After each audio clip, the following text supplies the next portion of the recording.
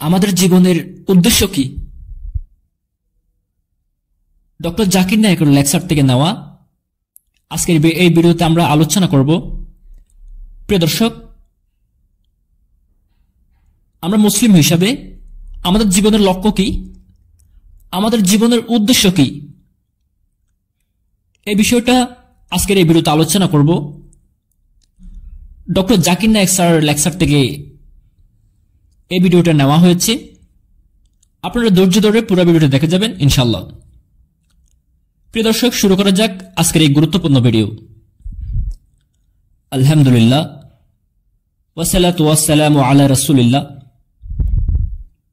ওয়া আলা আলিহি ওয়া আসহাবিহি আজমাইন, আম্মা বাদ। আউযু বিল্লাহি মিনাশ শাইতানির রাজীম। বিসমিল্লাহির রহমানির রহিম। ওয়া মা খালাকাতুল জিন্না ওয়াল ইনসা ইল্লা লিয়াবুদুন আল্লাযী খালাকাল মাউতা ওয়াল হায়াতা লিয়াবলুয়াকুম আহসানু আমালা। রব্বি ইশরাহ লি সাদরি ওয়া ইয়াসসির লি আমরি ওয়াহলুল উকদাতাম মিন লিসানি ইয়াফকাহু কাওলি। প্রিয় শ্রোতা মণ্ডলী, প্রিয় দর্শক, প্রিয় আমার মুসলিম ভাই বোন, আজকের এই ভিডিওতে আপনারা যারা দেখতেছেন, ওয়ার্ল্ড ইসলাম চ্যানেলের পক্ষ থেকে আপনাদের সবাইকে জানাই স্বাগতম। আসসালামু আলাইকুম ওয়া রাহমাতুল্লাহ।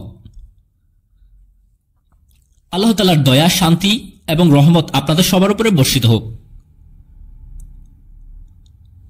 আজকের এই লেকচারটি খুবই গুরুত্বপূর্ণ হতে যাচ্ছে আমার প্রিয় মুসলিম ভাই বোনদের জন্য।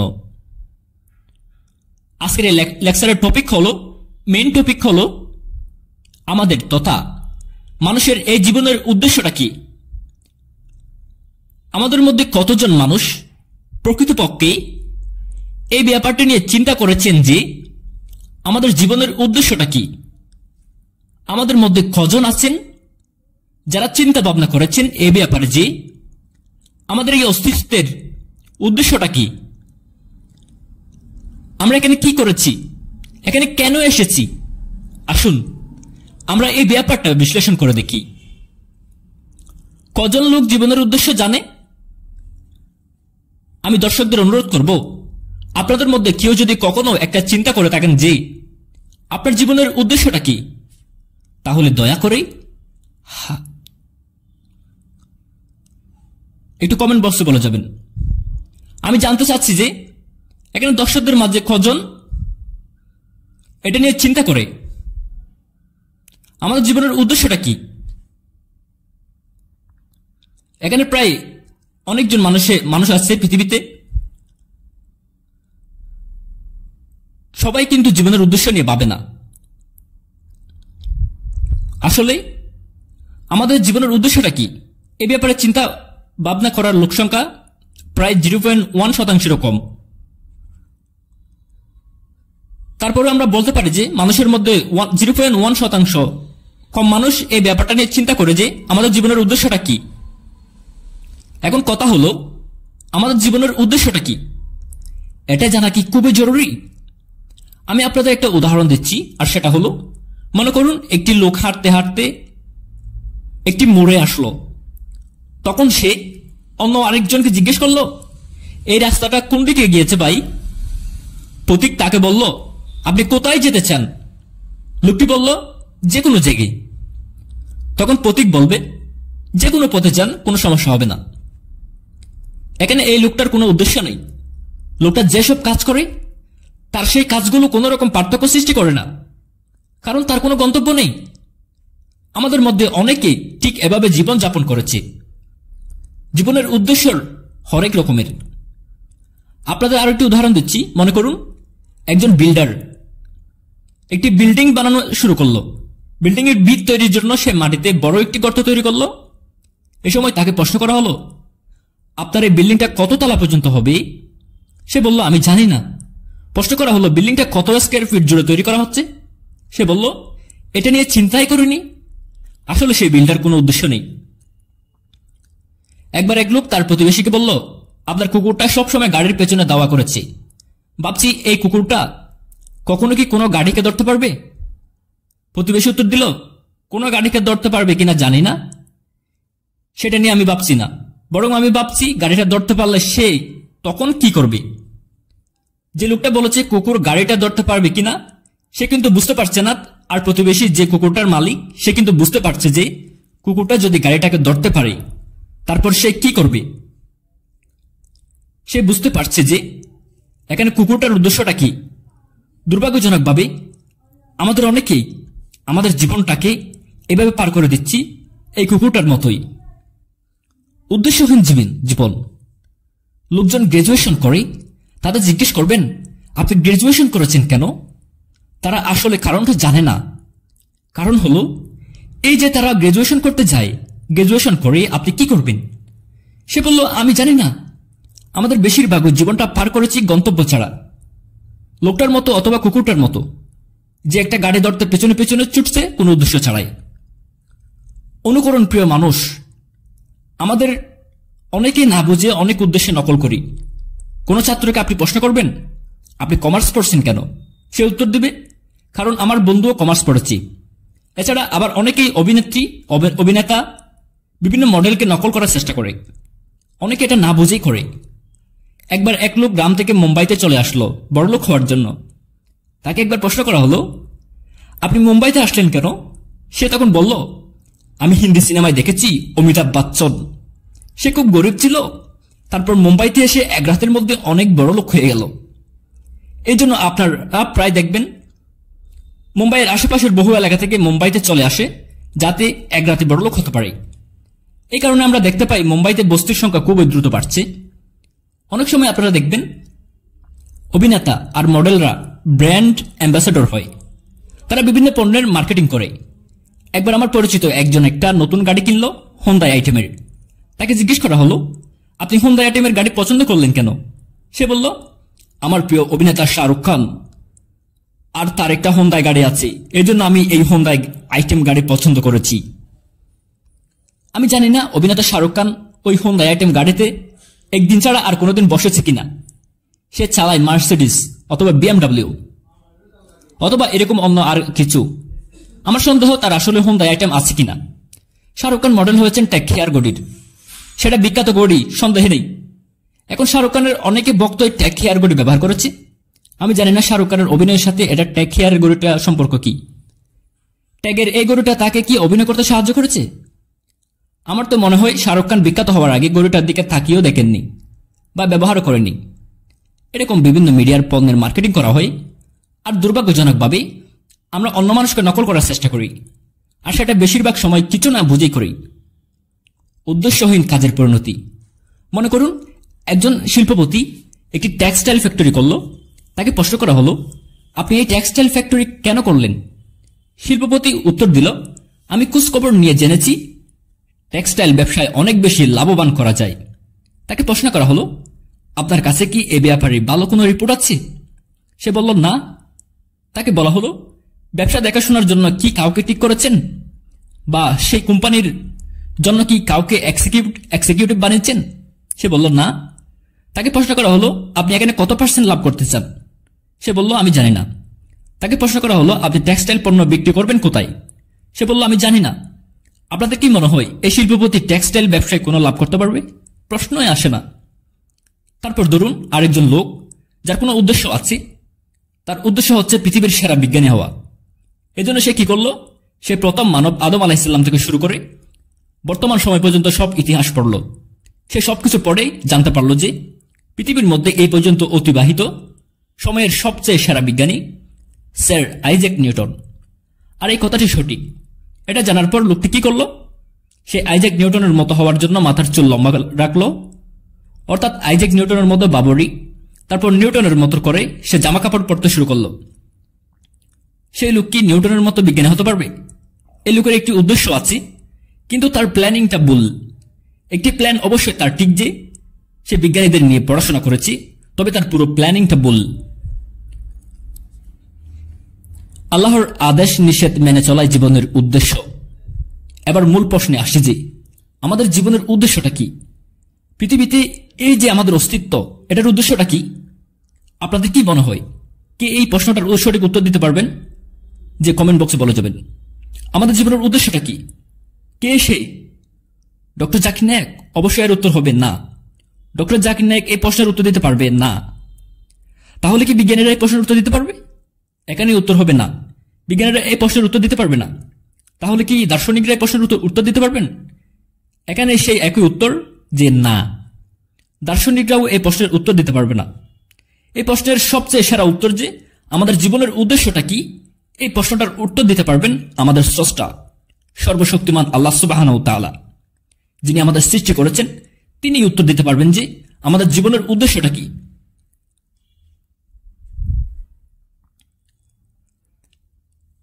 আমাদের ভিডিওতে শুরুতে পবিত্র কোরআনের একটি আয়াত তেলাওয়াত করেছিলাম, সেটা হচ্ছে সূরা জারিয়াতের 56 নম্বর আয়াত। সেখানে উল্লেখ করা হয়েছে আল্লাহ সুবহানাহু ওয়া তাআলা বলেছেন, ওয়ামা খালাকাতুল জিন্না ওয়াল ইনসা ইল্লা লিয়াবুদুন। আমি জিন ও মানুষকে এই কারণে সৃষ্টি করেছি যাতে তারা আমার ইবাদত করে। সূরা জারিয়াত আয়াত নম্বর 56।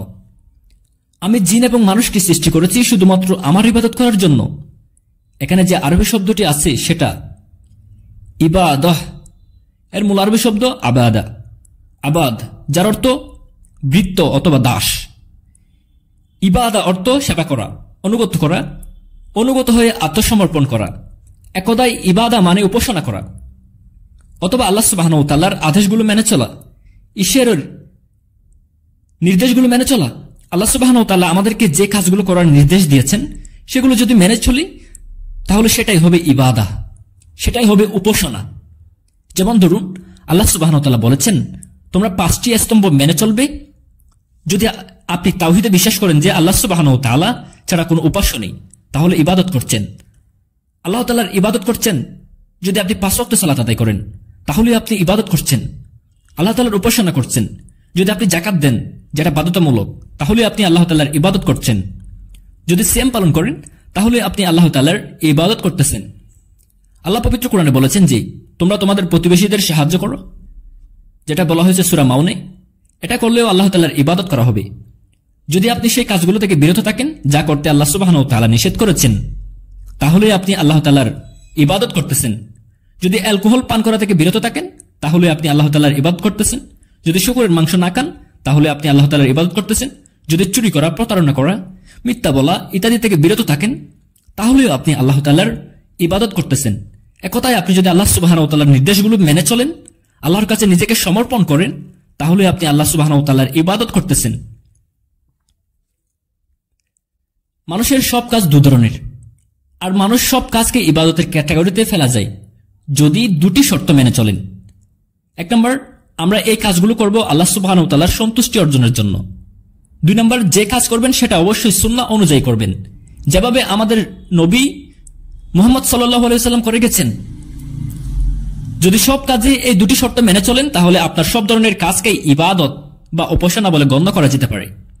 প্রিয় দর্শক, যখনই আপনি কোনো যন্ত্রপাতি ক্রয় করেন সেই যন্ত্রপাতির সাথে একটা ইনস্ট্রাকশন ম্যানুয়াল থাকে। যদি মানুষকে এভাবে কোনো যন্ত্র বা মেশিন বলেন তাহলে আপনার মানবেন যে মানুষ হচ্ছে পৃথিবীর মধ্যে সবচেয়ে জটিল মেশিন। আপনাদের কি মনে হয় না যে এই মানুষ নামক মেশিনও একটা ইনস্ট্রাকশন ম্যানুয়াল দরকার?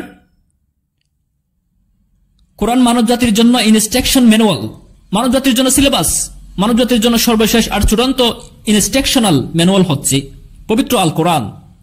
পবিত্র কোরআন হচ্ছে আল্লাহ তাআলার সর্বশেষ আর চূড়ান্ত আসমানি কিতাব। এটি নাজিল হয়েছে সর্বশেষ আর চূড়ান্ত নবী হযরত মুহাম্মদ সাল্লাল্লাহু আলাইহি ওয়াসাল্লামের উপর। এটাই হলো মানব জাতির জন্য সর্বশেষ আর চূড়ান্ত ইনস্ট্রাকশন ম্যানুয়াল। এই পবিত্র কোরআন তথা মানব জাতির ইনস্ট্রাকশন ম্যানুয়াল বলা হয়েছে, সিলেবাস বলা হয়েছে। মানুষ কোন কাজগুলো করবে আর কোন কাজগুলো করবে না এটা এখানে এই আল কোরআনে দেওয়া হয়েছে। অনেকে এভাবে প্রশ্ন করে যে ঈশ্বর কেন চাইলেন যে আমরা তার ইবাদত করি? এটা না হলে কি কিতাব চলবে না? কেন ঈশ্বরের প্রশংসা করতে হবে? আল্লাহু আকবার, আল্লাহ সর্বশক্তিমান। মহান ঈশ্বরের কি প্রশংসা না হলে চলবে না? পবিত্র কোরআনে আল্লাহ এই প্রশ্নগুলোর উত্তর দিয়েছেন। তিনি বলেছেন, ইয়া আইয়ুহান নাসু আনতুমুল ফুকারাউ ইলাল্লাহি ওয়াল্লাহু হুয়াল গানিয়ুল হামিদ। হে মানুষ জাতি, তোমরা তো আল্লাহ তাআলার মুখাপেক্ষী, কিন্তু আল্লাহ সকল অভাব থেকে মুক্ত, সকল প্রশংসা তারই। সূরা ফাতির আয়াত নম্বর 15। আল্লাহ সুবহানাহু ওয়া তাআলা আমাদেরকে তার ইবাদত করার আর প্রশংসা করতে বলেন, এটা কিন্তু তার উপকারের জন্য নয়, বরং এতে উপকারটা আমাদেরই হবে। আমরা যখন বলি আল্লাহু আকবার, একে আল্লাহর কিছু আসে যায় না। তিনি এমনিতেই সর্বশক্তিমান, আপনি আল্লাহু আকবার বলেন আর না বলেন, তারপরও আল্লাহ সর্বশক্তিমানই থাকবেন। এতে আল্লাহ তাআলার কিছু যাবে আর আসবে না। তবে আল্লাহ আমাদেরকে তার প্রশংসা করতে বলেন, তার কারণ তিনি মানুষের সাইকোলজিটা জানেন। আমরা মানুষরা যখনই কারো প্রশংসা করি, আমরা তখন স্বাভাবিকভাবে তার উপদেশগুলো মেনে চলি। যেমন ধরুন, আপনার মায়ের হার্ট অ্যাটাক করলো, তখন সাধারণ একজন লোক এসে আপনাকে বেশ কিছু উপদেশ দিল। আপনি কি তার কথা শুনবেন, নাকি সেই লোকের কথা শুনবেন যে লোক পৃথিবীর মধ্যে সবচেয়ে ভালো হার্ট বিশেষজ্ঞ? একজন সাধারণ লোকের হার্ট সম্পর্কে কোনো ধারণা নেই, অন্যদিকে একজন হার্ট বিশেষজ্ঞ জানেন হার্টের কোন সমস্যার কারণে কি হয়। এমত অবস্থায় আপনি একজন সাধারণ লোকের উপদেশ মানবেন নাকি হার্ট বিশেষজ্ঞের উপদেশ মানবেন? খুবই স্বাভাবিক ব্যাপার। আপনি যেহেতু জানেন হার্ট বিষয়ে সেই ডাক্তার খুবই বিখ্যাত, সবাই তার প্রশংসা করে, তাই আপনার কাছেও তার কথাগুলো সঠিক বলে মনে হবে। একইভাবে আল্লাহ সুবহানাহু ওয়া তাআলা চান আমরা যেন তার প্রশংসা করি। তিনি সবচেয়ে মহান, আল্লাহ সবচেয়ে মহান, আল্লাহ সবকিছু জানেন, আল্লাহ সবচেয়ে জ্ঞানী। এতে করে আমরা যখনই বলি যে আল্লাহ সবচেয়ে জ্ঞানী, তাই তিনি যে আদেশগুলো দেন সেগুলো মেনে চলারও চেষ্টা করি। যদি আমরা না মানি যে তিনি সবচেয়ে জ্ঞানী, তিনি সবচেয়ে মহান, তাহলে তার কথাগুলো মেনে চলার সম্ভাবনা কম। তাই আল্লাহ সুবহানাহু ওয়া তাআলা চান আমরা যেন তার ইবাদত করি, তার প্রশংসা করি। আর এতে যে আল্লাহর উপকার হচ্ছে তা নয়, বরং আমাদেরই উপকার হচ্ছে। পবিত্র কোরআনে সূরা ফাতিরে উল্লেখ করা হয়েছে, ইয়া আইয়ুহান নাসু আনতুমুল ফুকারা ইলাল্লাহি ওয়াল্লাহু হুয়াল গনিয়ুল হামিদ। হে মানুষ জাতি, তোমরা তো আল্লাহ তাআলার মুখাপেক্ষী, কিন্তু আল্লাহ সকল অভাব থেকে মুক্ত, সকল প্রশংসা তারই। মানুষ আল্লাহর অকৃতজ্ঞ বান্দা। আপনাদের আরেকটি উদাহরণ দিই। মনে করুন একটি দম্পতি কয়েক বছর আগে যাদের বিয়ে হয়েছে, তাদের কোনো সন্তান নেই। এরকম হলে বেশিরভাগ দম্পতিরে খারাপ লাগে। অন্যদিকে আরেক দম্পতি তাদের পাশে আছে, যাদের একটি সন্তান আছে, তারা সন্তানকে অনেক যত্নের সাথে বড় করেছে। তারপর যখন সেই সন্তানের বয়স 15 থেকে 16 বছর হলো, তখন সে মারা গেল। এমত অবস্থায় এই দম্পতি খুবই কষ্ট পাবে। প্রথম যে দম্পতি যাদের কোনো সন্তান নেই, তাদেরও কষ্ট লাগে, কিন্তু দ্বিতীয় যে দম্পতি যাদের সন্তান ছিল, তারা তাদের সন্তানকে বড় করেছিল, 15-16 বছর বয়সে সেই সন্তান মারা গেছিল। এমত অবস্থায় দ্বিতীয় দম্পতির কষ্ট লাগবে আরো বেশি। এরপর ধরুন আরো এক দম্পতি, তাদের সন্তান আছে, তারা সেই সন্তানের অনেক যত্ন নিল, অত্যন্ত যত্নের সাথে লালন পালন করলো। সেই সন্তান যখন প্রাপ্তবয়স্ক হলো, তখন সে তার মা বাবার খোঁজ নেয় না, সে মা বাবার যত্ন করে না। এই ধরনের সন্তানকে আপনারা কি বলেন? নিশ্চয় আপনারা তাকে বলবেন অমানুষ, অন্যায়কারী আর অকৃতজ্ঞ। আপনারা সবাই মানবেন যদি আপনার বাবা মা আপনাকে ভালোবাসার সাথে যত্ন নিয়ে বড় করে, আপনাকে স্নেহের সাথে লালন পালন করে, আপনাকে যত্নের সাথে বড় করে তুলে। এরপর আপনি বড় হয়ে তাদেরকে ডাকেন না, তাদের কথায় কর্ণপাত করেন না, তাদের কথা চিন্তা করেন না। এমন অবস্থায় নিশ্চয়ই এমন সন্তানকে বলা হবে অন্যায়কারী, অকৃতজ্ঞ, অমানুষ। যদি এই কথাটা মেনে নেন, তাহলে সেই সব মানুষকে আপনারা কি বলবেন? যারা স্রষ্টার প্রতি অকৃতজ্ঞ। আমাদের সৃষ্টিকর্তা আল্লাহ সুবহানাহু ওয়া তাআলা শুধু আমাদেরকে সৃষ্টি করেননি, আমাদের বাবা মাকেও তিনি সৃষ্টি করেছেন। আমাদেরকে কি মনে হয় না যে আল্লাহ সুবহানাহু ওয়া তাআলাকে আমাদের ধন্যবাদ জানানো উচিত? আমাদেরকে তার প্রতি অনুগত থাকা উচিত নয়? আমাদের মধ্যে কতজন আল্লাহ সুবহানাহু ওয়া তাআলাকে তার মহানুভবতা, তার রহমত, তার দয়ার জন্য ধন্যবাদ জানায়? আমাদের স্রষ্টা আল্লাহ সুবহানাহু ওয়া তাআলা দিয়েছেন আমাদের জীবন, দিয়েছেন এই পৃথিবীর সব আশীর্বাদ, খাদ্য, জামা কাপড়, বাসস্থান। একবার চিন্তা করুন, আমরা যদি কয়েকদিন পানি পান না করি, তাহলে আমরা মারা যাব। আমাদের মধ্যে কজন এই সুপে পানির জন্য ধন্যবাদ জানিয়েছেন? এছাড়াও ভেবে দেখুন, আমরা যখন নিঃশ্বাস নিই, তখন যদি বাতাস না পাই, মাত্র কয়েক মিনিটেই যদি বাতাস গ্রহণ না করতে পারি, তখন আমাদের কি হবে? তাহলে আমরা মারা যাব। আমাদের মধ্যে কজন আল্লাহ সুবহানাহু ওয়া তাআলাকে এই বাতাসের জন্য ধন্যবাদ জানিয়েছেন? বলুন, কতজন ধন্যবাদ জানিয়েছেন? আমরা আল্লাহ সুবহানাহু ওয়া তাআলাকে আদৌ ধন্যবাদ জানিয়েছি কি? আল্লাহ সুবহানাহু ওয়া তাআলা পবিত্র কোরআনে বলেছেন, সূরা ইব্রাহিমের 34 নম্বর আয়াতে আল্লাহ তাআলা বলেন, তোমরা আল্লাহ সুবহানাহু ওয়া তাআলার অনুগ্রহ বর্ণনা করলে তার সংখ্যা গণনা করতে পারবে না। আর মানুষ অবশ্যই অতিমাত্রায় জালিম ও অকৃতজ্ঞ।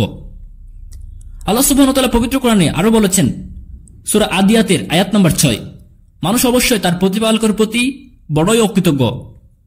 আল্লাহ সুবহানাহু ওয়া তাআলা পবিত্র কোরআনে এই কথাটি অনেক স্থানে বলেছেন যে মানুষ অবশ্যই তার সৃষ্টিকর্তার প্রতি অকৃতজ্ঞ থাকে। আল্লাহ সুবহানাহু ওয়া তাআলা চান যে আমরা তার ইবাদত করি, তার প্রশংসা করি। এতে তার কোনো উপকার হবে না, বরং উপকার হবে আমাদেরই। মানুষের উপকার হবে। চিন্তা করুন, আল্লাহ সুবহানাহু ওয়া তাআলা এটা জানেন যে আমরা যদি তার নির্দেশ মেনে চলি তাহলে আমাদের উপকার হবে এবং তিনিও খুশি হবেন।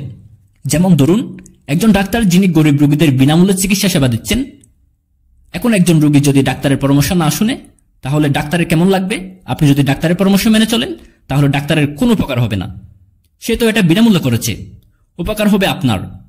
আপনি যদি তার পরামর্শ মেনে চলেন তাহলে ডাক্তার এই ভেবে খুশি হবেন যে যাক, আমার রোগী সুস্থ হয়ে যাবে। আল্লাহ সুবহানাহু ওয়া তাআলা পৃথিবীর সব ডাক্তারের চেয়ে অনেক বেশি উপকারী। যখন আল্লাহ সুবহানাহু ওয়া তাআলার ইবাদত করেন, তার নির্দেশগুলো মেনে চলেন, তখন আল্লাহ সুবহানাহু ওয়া তাআলা খুশি হন। কারণ যখন আল্লাহ সুবহানাহু ওয়া তাআলার প্রশংসা করেন, তার নির্দেশগুলো মেনে চলেন, তখন উপকার তার সৃষ্টির, এতে উপকার হবে মানুষের, আর আল্লাহ সুবহানাহু ওয়া তাআলার সন্তুষ্ট হবেন। আমরা আল্লাহ সুবহানাহু ওয়া তাআলার প্রশংসা করলে তার কোনো উপকার হবে না। আল্লাহ সুবহানাহু ওয়া তাআলার প্রশংসা করলে উপকার হবে মানুষের, উপকার হবে সৃষ্টির। আপনি যখনই কোনো ভুল করে, পাপ করে আল্লাহ সুবহানাহু ওয়া তাআলার কাছে ক্ষমা চাইবেন, তখনই আল্লাহ সুবহানাহু ওয়া তাআলা ক্ষমা করে দেবেন। আল্লাহ সুবহানাহু ওয়া তাআলা পবিত্র কোরআনে অনেক জায়গায় উল্লেখ করেছেন, হে নবী, তুমি আমার বান্দাদের একথা বলে দাও, নিশ্চয় আল্লাহ ক্ষমা পরায়ণ ও পরম দয়ালু। এই সংক্রান্ত বিষয়ে উল্লেখ করা হয়েছে সূরা নিসার 25 নম্বর আয়াতে, সূরা মাইয়াদার 74 নম্বর আয়াতে, সূরা হিজরের 49 নম্বর আয়াতে, সূরা নাহলের 119 নম্বর আয়াতে, সূরা জুমার 53 নম্বর আয়াতে, সূরা বুরুজের 14 নম্বর আয়াতে।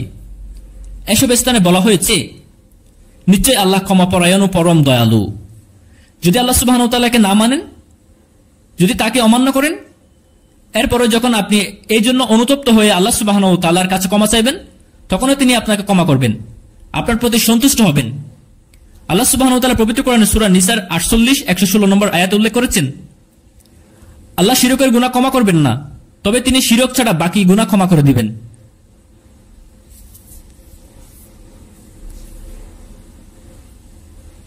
অর্থাৎ যদি আল্লাহ চান তিনি যে কোনো পাপ ক্ষমা করতে পারেন, তবে শিরক করার গুনাহ, আল্লাহর কাছে কোনো কিছুই শরীক করার গুনাহ, আল্লাহ সমকক্ষ কাউকে মানা, এসব গুনাহ তিনি ক্ষমা করবেন না।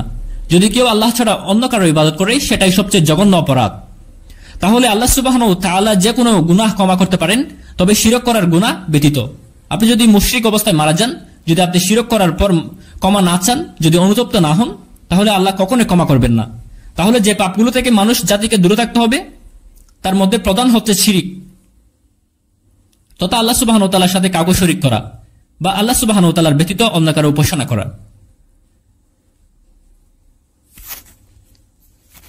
মানুষ শ্রেষ্ঠতম সৃষ্টি। অনেকে এই ধরনের প্রশ্ন করে যে, আচ্ছা বুঝলাম, আল্লাহ সুবহানাহু ওয়া তাআলা মানুষকে সৃষ্টি করেছেন তার ইবাদত করার জন্য, কিন্তু মানুষের মধ্যে স্পেশাল কি আছে? আল্লাহ সুবহানাহু ওয়া তাআলা আমাদের কেন সৃষ্টি করেছেন? আমরা মানুষেরা আল্লাহ সুবহানাহু ওয়া তাআলার সম্পদ নাকি বিশেষ ধরনের সৃষ্টি? মানুষ আল্লাহ সুবহানাহু ওয়া তাআলার শ্রেষ্ঠতম সৃষ্টি। মানুষ এবং জিন এরাই হলো একমাত্র সৃষ্টি যাদের নিজস্ব স্বাধীন ইচ্ছা রয়েছে। মানুষ এবং জিন ছাড়া আল্লাহ সুবহানাহু ওয়া তাআলার অন্য কারো কোনো সৃষ্টির স্বাধীন ইচ্ছা নেই। মানুষ এবং জিন ছাড়া অন্যরা আল্লাহর আদেশ বিনা বাক্য বয়ে মেনে চলে, কারণ তাদের স্বাধীন ইচ্ছা শক্তি নেই। আল্লাহ সুবহানাহু ওয়া তাআলার আদেশ মেনে চলা ছাড়া তাদের কোনো উপায় নেই। অন্যদিকে মানুষ এবং জিন তারা চাইলে আল্লাহ সুবহানাহু ওয়া তাআলার আদেশগুলো মেনে চলতে পারে, আবার ইচ্ছে করে আল্লাহ তাআলার আদেশ নাও মানতে পারে। এক্ষেত্রে তাদের নিজস্ব ইচ্ছা শক্তি রয়েছে। আল্লাহ সুবহানাহু ওয়া তাআলা পবিত্র কোরআনে উল্লেখ করেছেন সূরা 3 আয়াত নম্বর 4, নিশ্চয়ই আমি মানুষকে সৃষ্টি করেছি সুন্দরতম গঠনে। মানুষ হচ্ছে আল্লাহ সুবহানাহু ওয়া তাআলার সেরা সৃষ্টি।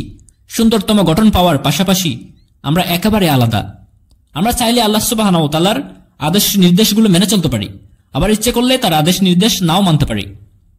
আপনাকে এই স্বাধীন ইচ্ছা দেওয়ার পর আপনি যদি আল্লাহ সুবহানাহু ওয়া তাআলার আদেশ নির্দেশগুলো মেনে চলেন, তাহলে আপনি ফেরেশতাদেরও উপরে চলে যাবেন, কারণ ফেরেশতাদের কোনো স্বাধীন ইচ্ছা নেই। তারা সব সময় আল্লাহ সুবহানাহু ওয়া তাআলার আদেশ নির্দেশ মেনে চলে।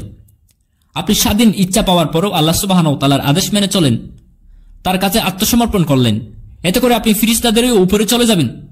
এই জন্য আমরা মাঝে মাঝে কোনো ভালো লোককে বোঝাতে গিয়ে বলি, লোকটা তো একেবারে ফেরেশতা।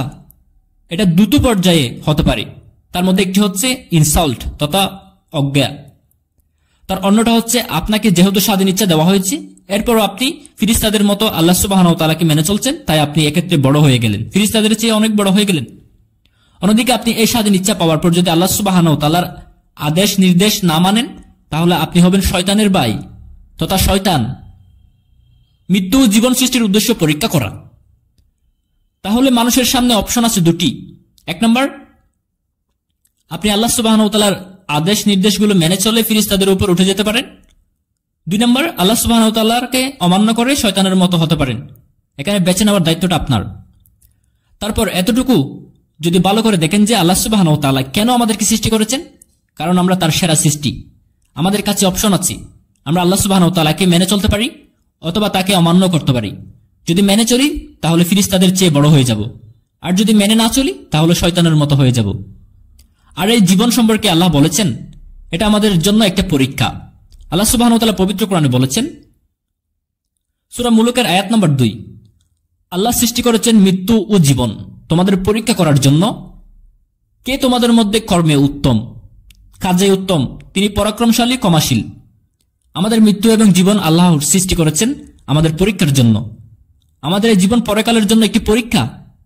আল্লাহ সুবহানাহু ওয়া তাআলা পবিত্র কোরআনে বলেছেন, সূরা আলে ইমরানের আয়াত নম্বর 185, সকল জীবই সকল প্রাণী মৃত্যুর স্বাদ গ্রহণ করবে।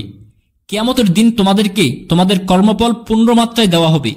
যাকে আগুন থেকে দূরে রাখা হবে এবং জান্নাতে দাখিল করা হবে, সেই হবে প্রকৃত সফল কাম, এবং পার্থিব জীবন ছলনাময় বুক ব্যতীত কিছুই নয়। আল্লাহ সুবহানাহু ওয়া তাআলা পবিত্র কোরআনে ইরশাদ করেন, সূরা বাকারার 155 নম্বর আয়াত, নিশ্চিত থাকো আমি তোমাদেরকে কিছু ভয়, ক্ষুধা এবং ধন সম্পদ, জীবন ও ফল ফসলের ক্ষয়ক্ষতি দ্বারা পরীক্ষা করব। তুমি সুসংবাদ দাও ধৈর্যশীল আর অধ্যবসায়ীদের। আল্লাহ সুবহানাহু ওয়া তাআলা আমাদের জীবন ও মৃত্যু দান করেছেন পরীক্ষা করার জন্য যে কে কর্মে, কে কাজে বেশি উত্তম। আল্লাহ অবশ্যই পরীক্ষা নেবেন ভয় আর ক্ষুধা দিয়ে, ধন সম্পদের ক্ষতি দিয়ে, ফল ফসলের ক্ষতি দিয়ে, আর জীবনে যা উপার্জন করেছেন সবকিছুর ক্ষতি দিয়ে। এক একজনের পরীক্ষা এক এক রকমের হবে, এক এক ধরনের হবে। আল্লাহ সুবহানাহু ওয়া তাআলা পবিত্র কোরআনে বলেছেন, সূরা জুকরুফের আয়াত নম্বর 32, আমি তাদের মধ্যে তাদের জীবিকা বন্টন করি পার্থিব জীবনে, এবং একজনকে অপরের উপর মর্যাদা উন্নত করি, যাতে একে অপরের দ্বারা কাজ করিয়ে নিতে পারে, এবং তারা যা জমা করে তা থেকে তোমার প্রতিপালকের অনুগ্রহ উৎকৃষ্টতর। আল্লাহ সুবহানাহু ওয়া তাআলা পবিত্র কোরআনে আরো উল্লেখ করেছেন, সূরা আনআমের আয়াত নম্বর 165, তিনি তোমাদেরকে দুনিয়ার প্রতিনিধি করেছেন এবং যা তিনি তোমাদেরকে দিয়েছেন সে সম্বন্ধে পরীক্ষার উদ্দেশ্যে। তোমাদের কতকের উপর মর্যাদা উন্নীত করেছেন। তোমার প্রতিপালক তো শাস্তি প্রদানের দ্রুত, আর তিনি অবশ্যই ক্ষমাশীল ও দয়াময়। আল্লাহ সুবহানাহু ওয়া তাআলা আপনাকে মর্যাদার অন্যদের উপর উন্নতি করেছেন, এর মাধ্যমে আল্লাহ আপনার উপর অনেক রহম করেছেন। আল্লাহ আপনাকে ধন সম্পদ দান করেছেন, তৈরি থাকুন, আল্লাহ আপনাকে পরীক্ষা করেছেন। আল্লাহ সুবহানাহু ওয়া তাআলা পবিত্র কোরআনে আরো বলেন, সূরা আনফালের আয়াত নম্বর 28, জেনে রাখো যে তোমাদের ধন সম্পদ, সন্তান সন্তনি তোমাদের জন্য পরীক্ষা, এবং আল্লাহর কাছে মহাপুরস্কার। তোমাদের ধন সম্পদ, সন্তান সন্তনি তোমাদের জন্য পরীক্ষা। পবিত্র কোরআনে আরো ইরশাদ হয়েছে, সূরা মুনাফিকুন আয়াত নম্বর 9, হে মুমিনগণ, তোমাদের ধন সম্পদ, সন্তান সন্তনি যেন তোমাদেরকে আল্লাহর স্মরণে উদাসীন না করে। যারা উদাসীন হবে তারাই তো ক্ষতিগ্রস্ত। আল্লাহ সুবহানাহু ওয়া তাআলা পবিত্র কোরআনে আরো ইরশাদ করেন, সূরা আনকাবুতের আয়াত নম্বর 2 এবং 3, মানুষ কি মনে করে যে আমরা ঈমান এনেছি এ কথা বললেই তাদেরকে পরীক্ষা না করে ছেড়ে দেওয়া হবে? আমি তাদের পূর্ববর্তীদেরকেও পরীক্ষা করেছিলাম। আল্লাহ অবশ্যই প্রকাশ করে দেবেন কারা সত্যবাদী, এবং তিনি অবশ্যই প্রকাশ করে দেবেন কারা মিথ্যাবাদী। আপনি যদি মনে করেন আমি মুসলিম, আমাকে লোকেরা মুসলিম হিসাবে চেনে জানে, আমার নাম আব্দুর রহমান, আমার নাম আব্দুল্লাহ, আমি ফজলুল হক, এতে করে আপনি জান্নাতে যেতে পারবেন না। আপনাকে পরীক্ষা করা হবে। আল্লাহ সুবহানাহু ওয়া তাআলা অবশ্যই আপনাকে পরীক্ষা করবেন, আর সেই পরীক্ষা যদি আপনি পাশ করেন তাহলে ইনশাআল্লাহ আপনি জান্নাতে যাবেন। জান্নাতে যাওয়ার শর্ত, জান্নাতে যেতে হলে মানুষকে কি কি শর্ত পূরণ করতে হবে, এই প্রশ্নটার জবাব দেওয়া আছে পবিত্র কোরআনের সূরা আসরে। সূরা আসরে উল্লেখ করা হয়েছে, মহাকালের শপথ, নিশ্চয় মানুষ সবসময় ক্ষতিগ্রস্ত হয়, শুধু তারা ব্যতীত যারা ঈমান আনে, সৎকর্ম করে এবং পরস্পরকে সত্যের উপদেশ দেয়, ও ধৈর্যের উপদেশ দেয়। জান্নাতে প্রবেশ করার শর্ত হচ্ছে ঈমান আনা, সৎকর্ম করা, সত্যের উপদেশ দেওয়া, ধৈর্যের উপদেশ দেওয়া। এছাড়া জান্নাতে প্রবেশ অসম্ভব। 7টি পি এর সমন্বয়, এটা চ্যাট করেছি। 7টি পি এর সমন্বয়ে একটি চ্যাট করেছি। এগুলো আপনারা শুনে নিতে পারেন অথবা দেখে নিতে পারেন। জান্নাতে যেতে হলে একজন লোকের মধ্যে 7টি জিনিস থাকা অবশ্যই। কি সেই জিনিস? কেউ যদি এখান থেকে 3টা অর্জন করতে চায় তাহলে তাকে 4টা পালন করতে হবে অবশ্যই। 1 নম্বর হচ্ছে আল্লাহর সন্তুষ্টি অর্জন করা। 2 নম্বর হচ্ছে পৃথিবীতে তথা শান্তি।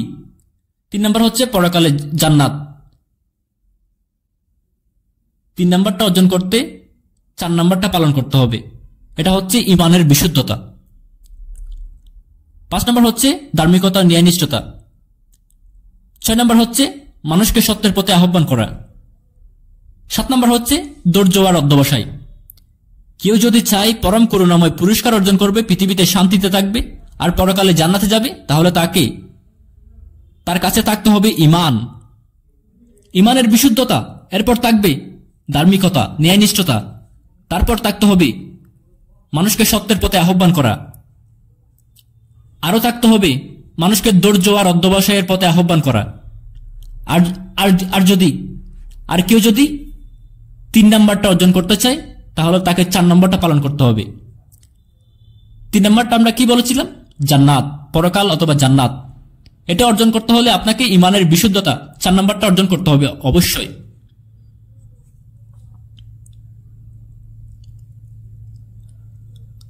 আমাদের রাসূল সাল্লাল্লাহু আলাইহি ওয়াসাল্লামের একটি হাদিস আছে।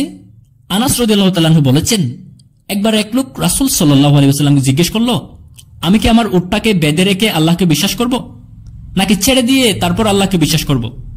নবী করিম সাল্লাল্লাহু আলাইহি ওয়াসাল্লাম বললেন, আগে উটটাকে বেঁধে রেখো, তারপর আল্লাহকে বিশ্বাস করো। তিরমিজি শরীফের হাদিস। ব্যাপারটা এরকম নয় যে আপনি বললেন আমি উটটাকে ছেড়ে দিয়ে তারপর আল্লাহকে বিশ্বাস করি। আপনি ঘরের দরজা খোলা রেখে একথা বলবেন না যে আমি আল্লাহকে বিশ্বাস করি, চোর ঘরে প্রবেশ করবে না। আগে দরজা বন্ধ করুন, এরপর আল্লাহকে বিশ্বাস করুন। আল্লাহকে বিশ্বাস করা জরুরি, তবে আল্লাহর নির্দেশগুলো মেনে চলাও জরুরি। আর সাফল্যের জন্য আল্লাহকে বিশ্বাস করা, তার উপর ভরসা করা সবচেয়ে জরুরি। প্রিয় দর্শক, সাফল্যের পূর্ব শর্ত হলো আল্লাহর উপর তাওয়াক্কুল করা ও ভরসা করা। আল্লাহ সুবহানাহু ওয়া তাআলা পবিত্র কোরআনে ইরশাদ করেছেন, আল্লাহ তোমাদের সাহায্য করলে কেউ তোমাদের উপর জয়ী হতে পারবে না, আর যদি তিনি তোমাদের সাহায্য না করেন তাহলে আর কে আছে তোমাদের সাহায্য করবে? মুমিনরা আল্লাহর উপর নির্ভর করুক। সূরা আলে ইমরান আয়াত নাম্বার 160। আল্লাহ সুবহানাহু ওয়া তাআলা পবিত্র কোরআনে আরো বলেছেন, সূরা আনকাবুতের আয়াত নাম্বার 69, যারা আল্লাহ সুবহানাহু ওয়া তাআলার উদ্দেশ্যে সংগ্রাম করেন আল্লাহ তাদের পথ খুলে দেন। আল্লাহ অবশ্যই সৎকর্মপরায়ণদের সঙ্গে থাকেন। পবিত্র কোরআনে আরো ইরশাদ হয়েছে, সূরা নাহলের 43 নম্বর আয়াত, সূরা আম্বিয়ার 7 নম্বর আয়াত, আপনার পূর্বেও আমি প্রত্যাদেশ সহ মানবকেই তাদের প্রতি প্রেরণ করেছিলাম, যদি তোমরা না জানো তবে জ্ঞানীদেরকে জিজ্ঞেস করো। সাফল্যের জন্য প্রথমত আল্লাহকে বিশ্বাস করতে হবে, দ্বিতীয়ত চেষ্টা করতে হবে, আল্লাহ সুবহানাহু ওয়া তাআলার জন্য সংগ্রাম করতে হবে, তৃতীয়ত যে জ্ঞানী তাকে জিজ্ঞেস করতে হবে। কাজের সফলতার জন্য প্ল্যান করাটাও জরুরি, আবার উদ্দেশ্য ঠিক করাটাও জরুরি। আর আপনারা যখন ম্যানেজমেন্টের পূর্বে লেখা বইগুলো পড়বেন তখন দেখবেন সেখানে উদ্দেশ্য ঠিক করার জন্য অনেক প্রসেস রয়েছে। উদ্দেশ্যটা যখন ইসলামিক, তবে আমার মতে সেরা উদ্দেশ্যটা বা প্ল্যানিংটা হবে ইসলামিক। এখানে ISLAMI এবং সি, এটা দিয়ে ইসলামিক বোঝায়। এখানে 1 নম্বর হচ্ছে আই দিয়ে ইসলামিক। আপনার উদ্দেশ্যটা হবে ইসলামিক এবং সেটা নবী করিম সাল্লাল্লাহু আলাইহি ওয়াসাল্লামের শিক্ষা অনুযায়ী হতে হবে। আপনার উদ্দেশ্যটা হবে পবিত্র কোরআনের শিক্ষা অনুযায়ী এবং হাদিসের শিক্ষা অনুযায়ী, সর্বশেষ ও চূড়ান্ত নবী হযরত মুহাম্মদ সাল্লাল্লাহু আলাইহি ওয়াসাল্লামের শিক্ষা অনুযায়ী। 2 নম্বর হচ্ছে এস মানে হচ্ছে স্পেসিফাইস, অর্থাৎ আপনার উদ্দেশ্যটা হবে নির্দিষ্ট, উল্টাপাল্টা হলে চলবে না। এখানে একটি উদাহরণ দিচ্ছি। এক শিক্ষক তার ছাত্রকে লক্ষ্য দিয়ে তীর মারা শেখাচ্ছিলেন। এমত অবস্থায় শিক্ষক তাদের বললেন, পাখিটাকে নিরীক্ষ করো অথবা এইম করো যেটা গাছের মগডালে বসে আছে। সবাই ধনুক তাক করলো। এমত অবস্থায় শিক্ষক বললেন, আমি না বলা পর্যন্ত কেউ তীর ছুড়বে না। শিক্ষক প্রথম ছাত্রকে জিজ্ঞেস করলেন, তুমি কি ধনুক ত্যাগ করেছ? ছাত্র বলল, হ্যাঁ ত্যাগ করেছি। শিক্ষক তাকে বললেন, তুমি কি দেখতে পাচ্ছ? ছাত্র বলল, আমি দেখছি জঙ্গল, কিছু গাছপালা আর পাখিটাকে দেখছি। শিক্ষক দ্বিতীয় ছাত্রকে বললেন, তুমি কি দেখতে পাচ্ছ? দ্বিতীয় ছাত্র বলল, আমি দেখছি গাছ, গাছের কিছু ডালপালা আর পাখিটাকে দেখতে পাচ্ছি। শিক্ষক তৃতীয় ছাত্রকে বললেন, তুমি কি দেখতে পাচ্ছ? তৃতীয় ছাত্র তখন বলল, আমি দেখছি গাছের কিছু ডালপালা, পাখিটাকেও দেখছি আর পাখিটার চোখটাকেও দেখতে পাচ্ছি। শিক্ষক চতুর্থ ছাত্রকে বললেন, তুমি কি দেখতে পাচ্ছ? চতুর্থ ছাত্র বলল, স্যার আমি শুধু পাখির চোখটাকে দেখছি, এছাড়া আর কিছুই দেখতে পাচ্ছি না। শিক্ষক তখন চতুর্থ ছাত্রকে বললেন, তুমি এখন তীর মারতে পারো। ছাত্রটি তীর মারার সাথে সাথে তীরটি গিয়ে লাগলো পাখিটার চোখে। উদ্দেশ্য হতে হবে নির্দিষ্ট, ফোকাস থাকতে হবে। এটা সেই লোকটার মতো হবে না যার কোনো গন্তব্য নেই, আবার সেই কুকুরটার মতো হবে না যেটি কোনো উদ্দেশ্য ছাড়াই গাড়ির পেছনে দৌড়াচ্ছিল। 3 নাম্বার হচ্ছে এল। এল দিয়ে কি বোঝায়? লুক্যারেটিভ, অর্থাৎ লাভজনক, উপকারী। এতে আমরা লাভবান হব পরকালে, আখিরাতে। একই সাথে সেটা হতে পারে পার্থিব জীবনের উদ্দেশ্য উপকারী, তবে আখিরাতের বিষয়টি বেশি জরুরি। আল্লাহ পবিত্র কোরআনে উল্লেখ করেছেন সূরা বাকারার আয়াত নম্বর 201, হে আমাদের প্রতিপালক, তুমি আমাদেরকে দুনিয়াতে কল্যাণ দাও আর আখিরাতে কল্যাণ দাও এবং আমাদের আগুনের শাস্তি থেকে রক্ষা করো। উদ্দেশ্য হতে হবে লুক্যারেটিভ, অর্থাৎ লাভজনক, উপকারী। সেটা আখিরাতের জীবনের জন্য এবং দুনিয়ার উপকারের জন্য। সবচেয়ে জরুরি হলো পরকালের জীবন, এরপর হচ্ছে ইহকাল অথবা পার্থিব জীবন। এই পৃথিবীর লাভের আশায় আপনারা যেন পরকালের লাভটাকে না হারান। 4 নম্বর হচ্ছে এ মানে হচ্ছে অ্যাপিটি, অর্থাৎ সঠিক বা যথার্থ। আপনার উদ্দেশ্য হতে হবে সঠিক আর যথার্থ উদ্দেশ্য ছাড়া সফলতা লাভ করা যায় না। 5 নম্বর হচ্ছে এম, ম্যাচিউরেবল, অর্থাৎ পরিমাপ। উদ্দেশ্যটাকে যেন পরিমাপ করা যায়, আর উদ্দেশ্য পরিমাপ করতে গেলে আগে এটা নির্দিষ্ট হতে হবে। উদ্দেশ্যটা নির্দিষ্ট হলে এটাকে পরিমাপ করা যাবে। এখানে একটা উদাহরণ দিচ্ছি। ধরুন একজন বিল্ডার বলল, আমি পৃথিবীর সবচেয়ে উঁচু বিল্ডিংটা বানাতে চাই। উদ্দেশ্যটা এখানে নির্দিষ্ট, আর পরিমাপ করার জন্য সে জরিপ করল পৃথিবীর সবচেয়ে উঁচু বিল্ডিং সম্পর্কে। আর সে জানতে পারল বর্তমান পৃথিবীর সবচেয়ে উঁচু বিল্ডিং হচ্ছে দুবাইতে অবস্থিত বুর্জ আল খলিফা, আর সেটা 828 মিটার উঁচু, যা নির্দিষ্ট। এখন তাকে এমন একটা বিল্ডিং বানাতে হবে যেটা হবে 828 মিটারের চেয়ে বেশি উঁচু। এটা নির্দিষ্ট এবং একে পরিমাপ করাও যায়। যদি পরিমাপ করা যায় তাহলে সেটা তদারকিও করা যায় যে আপনি কতখানি উদ্দেশ্য পূরণ করতে পেরেছেন। 6 নম্বর হচ্ছে আই, ইন্টেনশন, অর্থাৎ নিয়ত। রাসূল সাল্লাল্লাহু আলাইহি ওয়াসাল্লাম বলেছেন, তোমাদের কাজকে বিচার করা হবে নিয়ত দিয়ে। সূরা সহিহ বুখারীর হাদিস। নিয়তের কারণে আপনি পুরস্কার পাবেন। আপনার নিয়ত হবে আল্লাহ এবং তার রাসূলকে সন্তুষ্ট করে। আপনার ইন্টেনশন বা নিয়ত এমন হবে না যে বিখ্যাত হব, জনপ্রিয় হব। নিয়ত এরকম হলে আপনার উদ্দেশ্যটা সঠিক হবে না।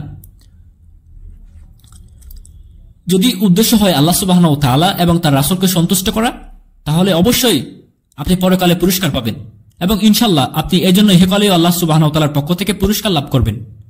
7 নম্বর হচ্ছে সি দিয়ে বোঝায় কনসিস্টেন্ট, অর্থাৎ ধারাবাহিকতা। আপনার উদ্দেশ্যটা হতে হবে ধারাবাহিক। সময় সংক্ষিপ্ত থাকলে ততক্ষণ পর্যন্ত ধারাবাহিকতা থাকতে হবে। সময় সীমিত না থাকলে ধারাবাহিকতা থাকতে হবে সারা জীবন। যেমন ধরুন আপনি ঠিক করলেন আমি রমজান মাসে প্রতিদিন অন্তত একবার কোরআন মজিদ তেলাওয়াত করব, অথবা আপনি ঠিক করলেন আমি রমজান মাসে প্রতিদিন 1 পারা করে কোরআন মজিদ তেলাওয়াত করব। আপনি যদি ধারাবাহিকতা ঠিক রাখেন তাহলে রমজানের শেষের দিনে দেখবেন আপনার পবিত্র কোরআন 30 পারায় পড়া শেষ হয়েছে। যদি সময় সীমিত না থাকে তাহলে আপনি ঠিক করলেন আপনি প্রত্যেকদিন কোরআন তেলাওয়াত করব, নিয়ত করলেন আপনি প্রতিদিন কোরআন 1 বা অর্ধেক পারা তেলাওয়াত করলেন। এরপর আপনি প্রতিদিন 1 বা অর্ধেক পারা কোরআন তেলাওয়াত করতে লাগলেন। এভাবে ধারাবাহিক থেকে গেলেন। ধারাবাহিকতা চলতে থাকলো একেবারে জীবনের শেষ দিন পর্যন্ত। আমাদের নবী করিম সাল্লাল্লাহু আলাইহি ওয়াসাল্লাম বলেছেন, এক লোক নবী করিম সাল্লাল্লাহু আলাইহি ওয়াসাল্লামকে জিজ্ঞেস করলো, আল্লাহ কোন কাজে সবচেয়ে বেশি পছন্দ করেন?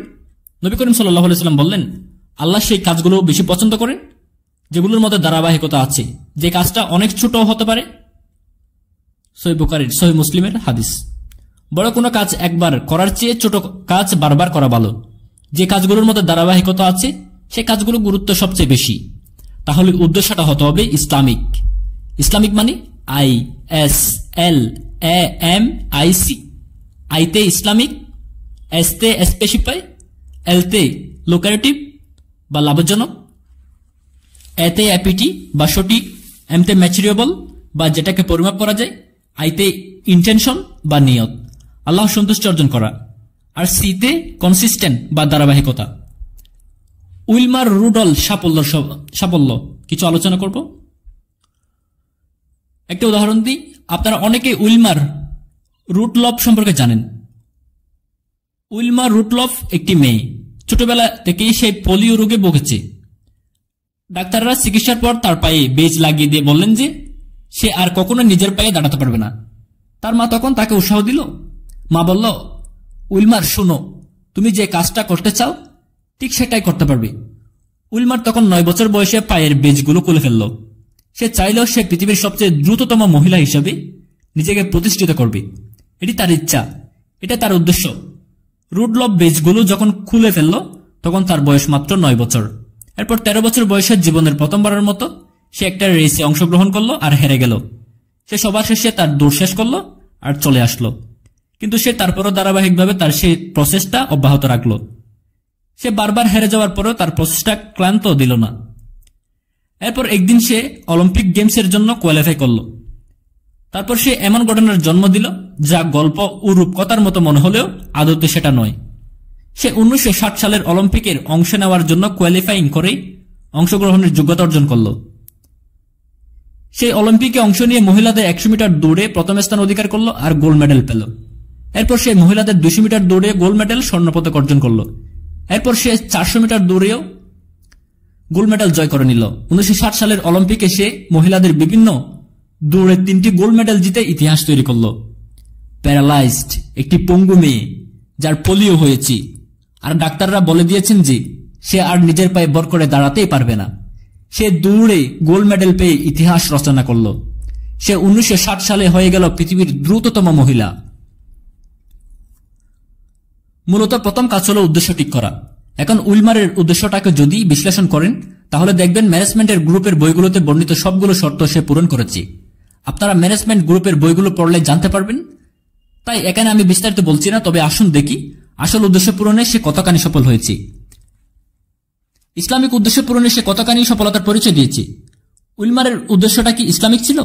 উদ্দেশ্যটা কি কোরআন আর সুন্নাহ অনুযায়ী ছিল? আমি তার ব্যক্তিগত জীবন সম্পর্কে জানি না, তবে এতটুকু জানি যে সে মুসলিম ছিল না। আমি জানি না সে এটা ঈশ্বরের উদ্দেশ্যে করেছিল কিনা। 2 নম্বর, উদ্দেশ্যটা কি নির্দিষ্ট ছিল? এর উত্তর হলো হ্যাঁ, তার উদ্দেশ্য নির্দিষ্ট ছিল। উইলমার চেয়েছিল সে পৃথিবীর সবচেয়ে দ্রুততম মহিলা হিসাবে নিজেকে প্রতিষ্ঠিত করবে। এটা কি লুক্রেটিভ বা লাভজনক? হ্যাঁ, এটা লাভজনক। সে এটার মাধ্যমে নিজেকে অনন্য উচ্চতায় প্রতিষ্ঠিত করার পাশাপাশি পার্থিক উপকার লাভ করেছে। সে খ্যাতি পেয়েছে, সম্মান পেয়েছে, কিন্তু পরকালের জন্য আমার মনে হয় না। সেক্ষেত্রে তার অলিম্পিকের এই গোল্ড মেডেল কোনো কাজে লাগবে না, যদি না সেই গোল্ড মেডেলগুলো আল্লাহর নামে উৎসর্গ করে। তথা অ্যাপিটি, এটা কি সঠিক? হ্যাঁ, এটা সঠিক।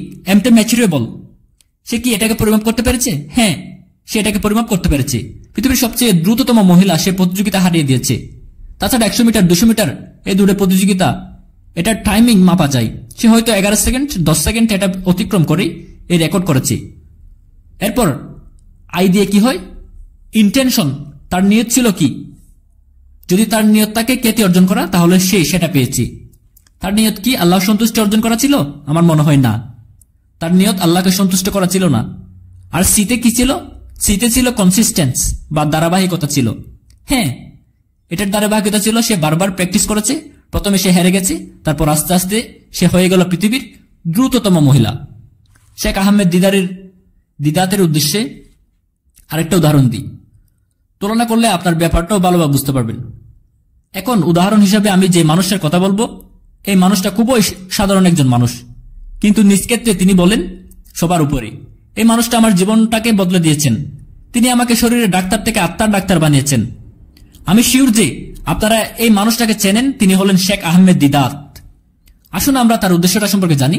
শেখ আহমেদ দিদাত, আপনারা যদি তার জীবনী সম্পর্কে জানেন তাহলে দেখবেন তিনি প্রাতিষ্ঠানিক শিক্ষা পেয়েছিলেন মাত্র ক্লাস 6 পর্যন্ত।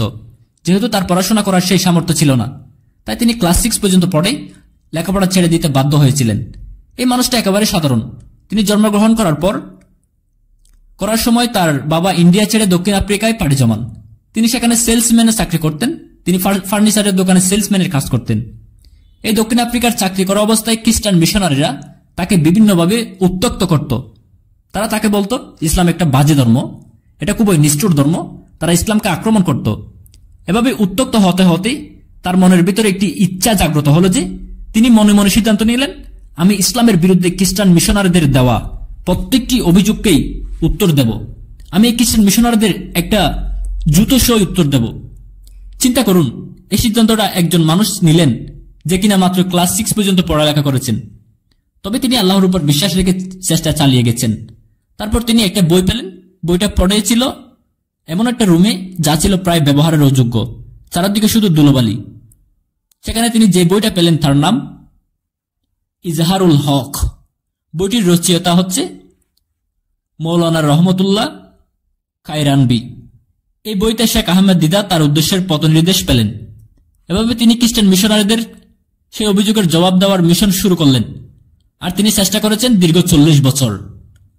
এরপর তিনি সেই খ্রিস্টান ধর্মযাজকদের চ্যালেঞ্জ করলেন। চিন্তা করুন, ক্লাস 6 পর্যন্ত পাশ করা একজন মানুষ 40 বছর চেষ্টা করেছেন।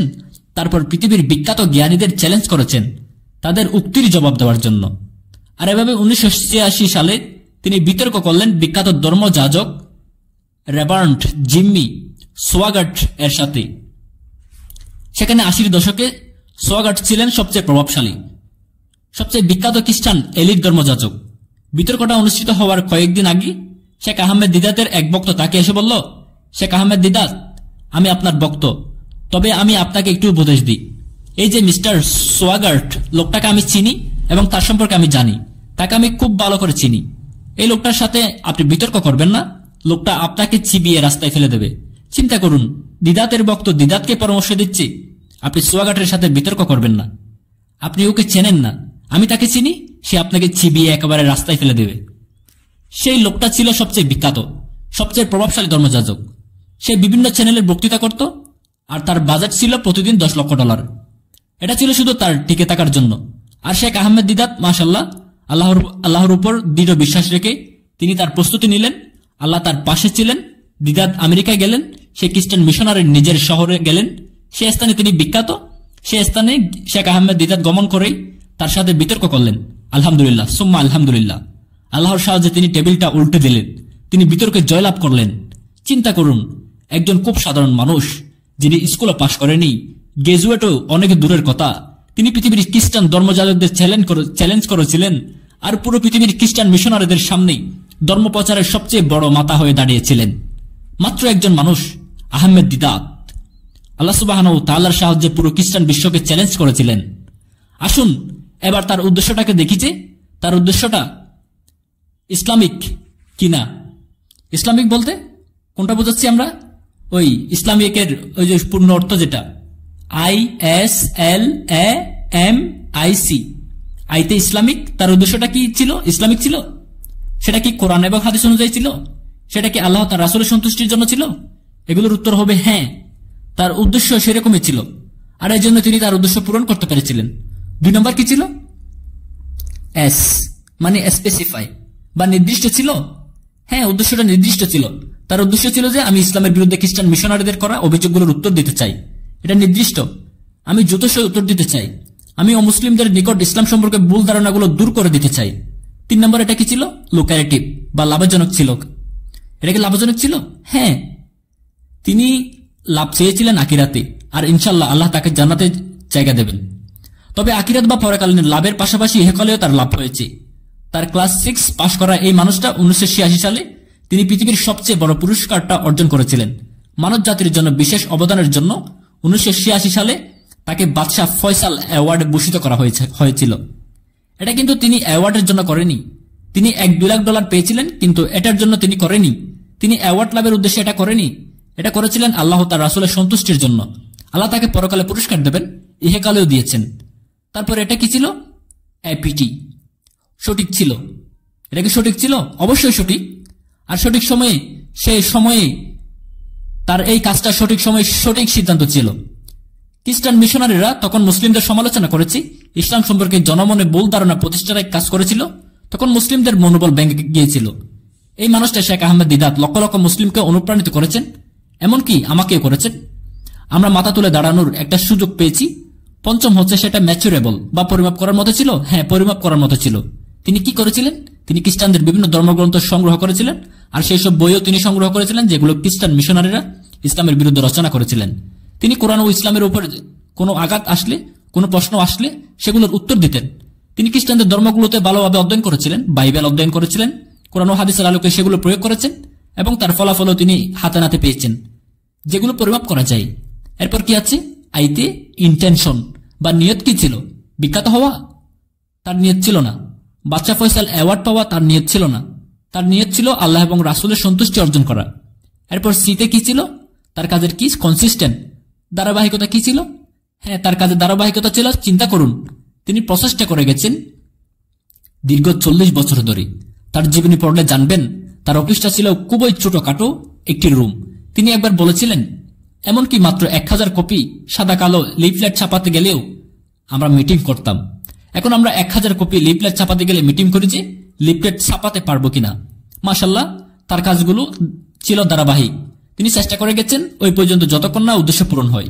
এখন উইলমার রুডলফ আর শেখ আহমেদ দিদাতের মধ্যে আপনারা যে পার্থক্যটা দেখলেন সেটা হলো উইলমারের উদ্দেশ্য ছিল অদূরদর্শী, সেটা ছিল পৃথিবীর জন্য।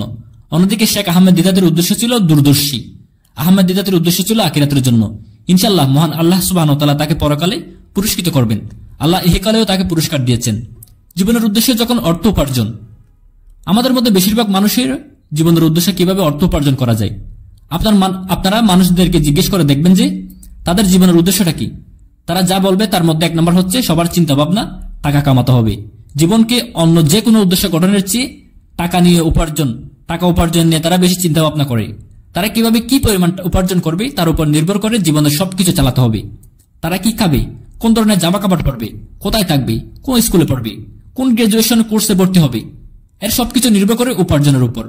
আর এই মানুষগুলো ভাবে যে এই পৃথিবীতে আমি যদি বেশি টাকা উপার্জন করতে পারি তাহলে জীবনের উদ্দেশ্য অর্জন করতে পারবো। আপনাদের আমি ফোকাস করার কথা বলেছিলাম। বেশিরভাগ মানুষ কি করে জানেন? তারা ফোকাস করার আগে শূন্যের তীর মারে, তারপর তীরটা চারপাশে একটি টার্গেট রেখে দেয়। সে যে কোনো জায়গায় তীর মারে, যে কোনো কোর্সে গ্রাজুয়েশন ভর্তি হয়। তারপর যদি তাকে প্রশ্ন করেন এই কোর্সে ভর্তি হলেন কেন, সে বলবে এটা নিয়ে তো চিন্তা করিনি। তারপর সে স্পেশালিস্ট হয়, তারপর সুপার স্পেশালিস্ট হয়। এরপর তারা কারণটা তৈরি করে যে কেন সে এই কোর্সে ভর্তি হয়েছিল। প্রথমে মানুষ চিন্তা করে কত টাকা উপার্জন করবে, এই টাকার পরিমাণের উপর নির্ভর করে তারপর ঠিক করে কিভাবে জীবনযাপন করবে। আমরা বেশিরভাগ মানুষ এই কাজটাই করি। প্রথমে বাতাসে তীর মারি, তারপর চারপাশে টার্গেট রাখি। মানুষ যাকে গুরুত্ব দেয়। প্রথমে আমাদেরকে ঠিক করতে হবে মূল লক্ষ্য কোনটা, কোন কাজের উপর ভিত্তি করে আমাদের জীবনের সবকিছু চলবে। বিভিন্ন মানুষের মূল লক্ষ্যটাও বিভিন্ন রকম হয়। কিছু মানুষ সেলফ কন্ট্রেক্ট তথা শুধু নিজেকেই পাবে, অন্যদেরকে নিয়ে কোনো চিন্তাও করে না। তারা শুধু নিজেদেরকে নিয়ে চিন্তা ভাবনা করে, অন্যদেরকে নিয়ে চিন্তা ভাবনা করার তাদের সময় হয়ে ওঠে না। তারা হচ্ছে সেলফ কন্ট্রেক্ট। আর কিছু মানুষ ফ্যামিলি কন্ট্রেক্ট তথা নিজের পরিবার নিয়ে চিন্তা ভাবনা করে। তারা শুধু এটাই চিন্তা করে যে তার পরিবারের লোকজন ভালো আছে কিনা। তারা ফ্যামিলির লোকদের খুশি করার জন্য যে কোনো কিছু করতে পারে, হতে পারে সেটা সঠিক অথবা ভুল, এতে তাদের কিছু যায় আসে না। তাদের প্রধান লক্ষ্য হলো ফ্যামিলির লোকদেরকে খুশি করা। অনেক বাবা মাকে গুরুত্ব দেয়, অনেকে জীবনসঙ্গীকে তথা স্বামী বা স্ত্রীকে গুরুত্ব দেয়, কেউ বা সন্তানীকে বেশি গুরুত্ব দিয়ে থাকে। কিছু মানুষ তাদের বাবা মাকে খুশি করার জন্য বিভিন্ন ত্যাগ তিতিক্ষাও স্বীকার করে। তারা বাবা মার খুশি ও অসুখের উপর ভিত্তি করে নিজের জন্য আইন কানুন বানিয়ে নেয়। আল্লাহ সুবহানাহু ওয়া তাআলা পবিত্র কোরআনে বলেছেন, সূরা লোকমানের আয়াত নম্বর 14, আমি মানুষকে তার পিতামাতার সাথে সদাচরণ নির্দেশ দিয়েছি। মা সন্তানকে কষ্টের পর কষ্ট বরণ করে গর্ভধারণ করে এবং তার দুধ ছড়ানো হয় 2 বছরে। সুতরাং আমার প্রতি ও তোমার পিতামাতার প্রতি কৃতজ্ঞ হও, প্রত্যাবর্তন তো আমারই নিকট। তারপরের আয়াতে আল্লাহ তাআলা বলেন, সূরা লোকমানের 15 নম্বর আয়াত, তোমার পিতামাতা যদি তোমাকে পিড়াপিড়ি করে আমার সমকক্ষ দাঁড় করাতে চায়, যে বিষয়ে তোমার কোনো জ্ঞান নেই, তুমি তাদের কথা মেনো না, তবে পৃথিবীতে তাদের সাথে বসবাস করবে। সুন্দর ব্যবহার ও বিশুদ্ধ চিত্তে আমার অভিমুখী হয়েছে তার পথ অবলম্বন করো। অর্থপর তোমাদের প্রত্যাবর্তন আমারই নিকট এবং তোমরা যা করতে সে বিষয়ে আমি তোমাদেরকে অবহিত করব। অর্থাৎ তোমরা তোমাদের পিতামাতাকে মেনে চলবে, তাদের ভালোবাসবে, কিন্তু তারা যদি তোমাকে আমার বিরুদ্ধে দাঁড় করাতে চায়, তোমাদের স্রষ্টার বিরুদ্ধে যেতে বলে, আল্লাহ এবং রাসূলের বিরুদ্ধে যেতে বলে, আল্লাহ এবং রাসূল ছাড়া অন্য কোনো কিছুর ইবাদত করতে বলে, তাহলে তোমরা তাদের কথা মানবে না, তবে তাদের সাথে সুসম্পর্ক বজায় রেখে সুন্দরভাবে বসবাস করবে, সুন্দর আচরণ করবে। অনেকে জীবন সঙ্গীকে বেশি গুরুত্ব দেয়। স্বামী অথবা স্ত্রীকে সন্তুষ্ট করাটাই অনেকের জীবনের প্রধান লক্ষ্য। ধরুন, একজন লোকের স্ত্রী হয়তো খুব দামি একটা নেকলেস কিনতে চাচ্ছে, কিন্তু লোকটার সেটা কেনার সামর্থ্য নেই। তখন সে কি করবে? সে তখন দাঁড় করে, ভিক্ষা করে অথবা চুরি করে হলেও স্ত্রীকে সেই নেকলেসটা কিনে দেওয়ার চেষ্টা করবে। এখানে জীবনের উদ্দেশ্য হলো স্ত্রীকে সন্তুষ্ট করা। আবার অনেক সন্তানকে বেশি গুরুত্ব দেয়, সন্তানকে তারা খুশি করতে চায়। এজন্য অনেক সময় তারা হয়তো পড়াশোনা করার জন্য বাইরের দেশে যেতে চায়। সে যে কোর্সে ভর্তি হতে চাচ্ছে সেটা একেবারে অর্থহীন, এতে করে তার পরকালে কোনো লাভ হবে না, এমনকি ইহকালে কোনো লাভের সম্ভাবনা নেই। তারপরে যেহেতু ছেলে বিদেশে যেতে চাচ্ছে, এই লোক তার সব সম্পত্তি মর্টগেজ রেখে সে টাকা দিয়ে ছেলেকে আমেরিকায় পাঠাবে। তারপর বলবে, আমার ছেলে তো আমেরিকা লেখাপড়া করেছে, যেন ছেলেকে পড়াশোনা করার জন্য আমেরিকায় পাঠানোটাই তার উদ্দেশ্য ছিল। দেখতে হবে উদ্দেশ্যটা কি, জীবনের মূল লক্ষ্যটা কি। কিছু মানুষ সোসাইটি কন্ট্রিয়েট তথা সমাজকে নিয়ে বেশি চিন্তা ভাবনা করে। তারা ভাবে অন্য মানুষ আমার ফ্যামিলিকে নিয়ে কি ভাবছে, এটাই গুরুত্বই তার কাছে বেশি। তার পুরো জীবনটা ঘুরতে থাকে সমাজকে কেন্দ্র করে। মানুষ অন্যের চেয়ে বেশি পেতে চায়। কিছু মানুষ নেভার কন্ট্রিয়েট তথা প্রতিবেশীকে গুরুত্ব দেয়। সে প্রতিবেশীর সাথে প্রতিযোগিতা করে। এখানে একটি গল্প মনে পড়ে গেল। গল্পটা হচ্ছে, একবার এক ফেরেশতা এক লোকের কাছে এসে বলল, আমি তোমার উপর খুব সন্তুষ্ট, তুমি যা চাইবে, যা ইচ্ছে করবে তাই আমি পূরণ করে দেব, তবে একটি শর্ত আছে। শর্তটি হচ্ছে, তুমি যা চাইবে তা পাবে, কিন্তু তোমার প্রতিবেশী তার দ্বিগুণ পাবে। তখন লোকটি বলল, আমি একটি রোলেক্স ঘড়ি চাই। ফেরেশতা তাকে একটি রোলেক্স ঘড়ি দিল, কিন্তু তার প্রতিবেশীকে দিলেন দুটো রোলেক্স। লোকটা বলল, একটি মার্সিডিজ গাড়ি চাই। ফেরেশতা তাকে একটি মার্সিডিজ গাড়ি দিলেন, কিন্তু তার প্রতিবেশীকে দুটো মার্সিডিজ গাড়ি দিলেন। লোকটা বলল, আমি খুব সুন্দর একটা বাড়ি চাই। ফেরেশতা তাকে সুন্দর একটি বাড়ি দিলেন, কিন্তু সেই বাড়িটার পাশে প্রতিবেশীর জন্য দুইটা বাড়ি তৈরি করে দিলেন। লোকটি তখন বলল, আচ্ছা, এবার আমার সেই ইচ্ছাটাও পূরণ করে দিন আপনি। ফেরেশতা জিজ্ঞেস করল, সেটা কি? লোকটি বলল, আমার একটি চোখ তুলে নেন, আমার একটি চোখ নষ্ট করে দেন, যাতে করে আমার এক চোখ সব দেখতে পাই। চিন্তা করুন ভাই, চিন্তা করুন। সে তার প্রতিবেশীকে নিয়ে ভাবছে, নিজের কথা ভাবছে না। সেটা দেখার বিষয় নয় যে তার ব্যাপারটা সহজ নাকি জটিল, সে আরামে দিন কাটাচ্ছে নাকি কষ্টে দিন কাটাচ্ছে। তার একমাত্র চিন্তা, আমাকে আমার প্রতিবেশীর চেয়ে ভালো থাকতে হবে। আর এই কারণে সে ফেরেশতাকে বলল, আমার একটা চোখ আপনি তুলে নেন, তাহলে প্রতিবেশীর দুটো চোখই হারাবে। আল্লাহ।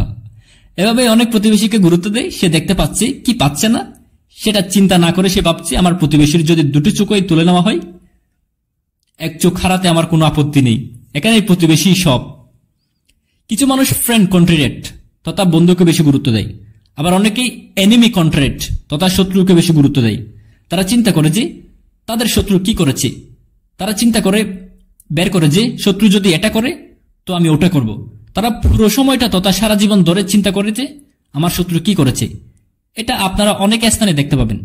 ব্যবসায়ীরা এমন চিন্তা ভাবনা করে, রাজনীতিকারও এমন চিন্তা ভাবনা করে, ছাত্ররাও করে থাকে এমন চিন্তা ভাবনা। শত্রু প্ল্যানিং কি করেছে, আমি তার কাউন্টারে প্ল্যানিং করব। বেশিরভাগ সময় তারা চিন্তা করে কিভাবে শত্রুকে ঠেকানো যায়। এইসব মানুষের উদ্দেশ্যে আমি একটা পরামর্শ দেব, যেটা আমি মেনে চলি। কেউ যদি আপনার দিকে পাথর মারে, নিজেকে আপনি এত উচ্চতে নিয়ে যান যাতে পাথরটা আপনাকে ছুঁতে না পারে, তাহলে তো প্রতিযোগিতার প্রশ্নই আসে না। শত্রুর বিরুদ্ধে প্ল্যান করার দরকারও হবে না। আরেকটা পরামর্শ দিই, আপনার দিকে যদি কেউ ইট ছুড়ে মারে, তাহলে আপনি সেই ইট দিয়ে নিজের বাড়িটা বানিয়ে ফেলুন। স্কুলে থাকতে আমি মার্শাল আর্ট, ক্যারাটে, জুডো ইত্যাদি শিখেছিলাম। সেখানে শিখেছিলাম, বিশাল একটা লোক আপনাকে ধাক্কা দিলে আপনি কি করবেন? সেই লোকের শক্তিকে কাজে লাগিয়ে আপনি তাকে ছুড়ে ফেলে দেবেন। কিছু মানুষ কেতির পেছনে ছুটে বেড়ায়, বিখ্যাত হতে চায়, তাদের উদ্দেশ্যে বিখ্যাত হওয়া, আর এর জন্য তারা যে কোনো নিয়ম, যে কোনো আইন কানুন ভাঙতে পারে। আবার কিছু মানুষ বস্তুবাদী, তারা বস্তুকে গুরুত্ব দেয় বেশি। সবসময় চিন্তা করে তাদের কত সম্পদ আছে, কেমন খাবার খায় বা কেমন জামা কাপড় পরে। এই ব্যাপারটা ধনী যারা বড় লোক তাদের মধ্যে খুবই কমন। যখন তারা বন্ধুদের সাথে দেখা করে, তারা গল্প শুরু করে দেয়, দোস্ত তুমি কোন ব্র্যান্ডের ঘড়ি পড়েছ? এটা কি রোলেক্স নাকি ওমেগা? ও, এটা তো রোলেক্স। বেশ, কেমন লেদারের নাকি মেটালের বেল্ট? এটা কি লেটেস্ট? ঘড়িটার ডায়ালটা কেমন? স্বর্ণ নাকি ডায়মন্ড বসানো? আর এই সব ধনী লোকের গড়ি কিন্তু একটা নয়, তাদের অনেকগুলো গড়ি থাকে। আর এটা নিয়ে তারা প্ল্যান করে, আচ্ছা এই গড়িটা আজ পড়েছি, আগামীকাল বন্ধুদের সাথে দেখা করতে এই গড়িটা পড়া যাবে না। তারা কোনো অনুষ্ঠানে কোন গড়ি পড়বে তা নিয়ে প্ল্যান করে। তারপর তারা গাড়ি নিয়ে আলোচনা করতে শুরু করে, তোমার গাড়িটা কোন ব্র্যান্ডের, বিএমডাব্লিউ নাকি মার্সিডিস, পোর্সে, মেটেল, হোন্ডাই, এরকম। এভাবেই তারা সব সময় কাটায়। তারা মনে করে এগুলো তাদের পরিচয়। তারা এগুলো যদি না পড়ে তাহলে তাদেরকে ধনী হিসেবে মানুষ চিনবে কি করে? যদি সেই মার্সিডিস বা বিএমডাব্লিউ গাড়িতে না চড়ে তাহলে তাদেরকে লোকজন চিনবে কি করে? এটাই যেন তাদের পরিচয়। শহরগুলোতে এই ধরনের মানুষের প্রায় দেখা যায়।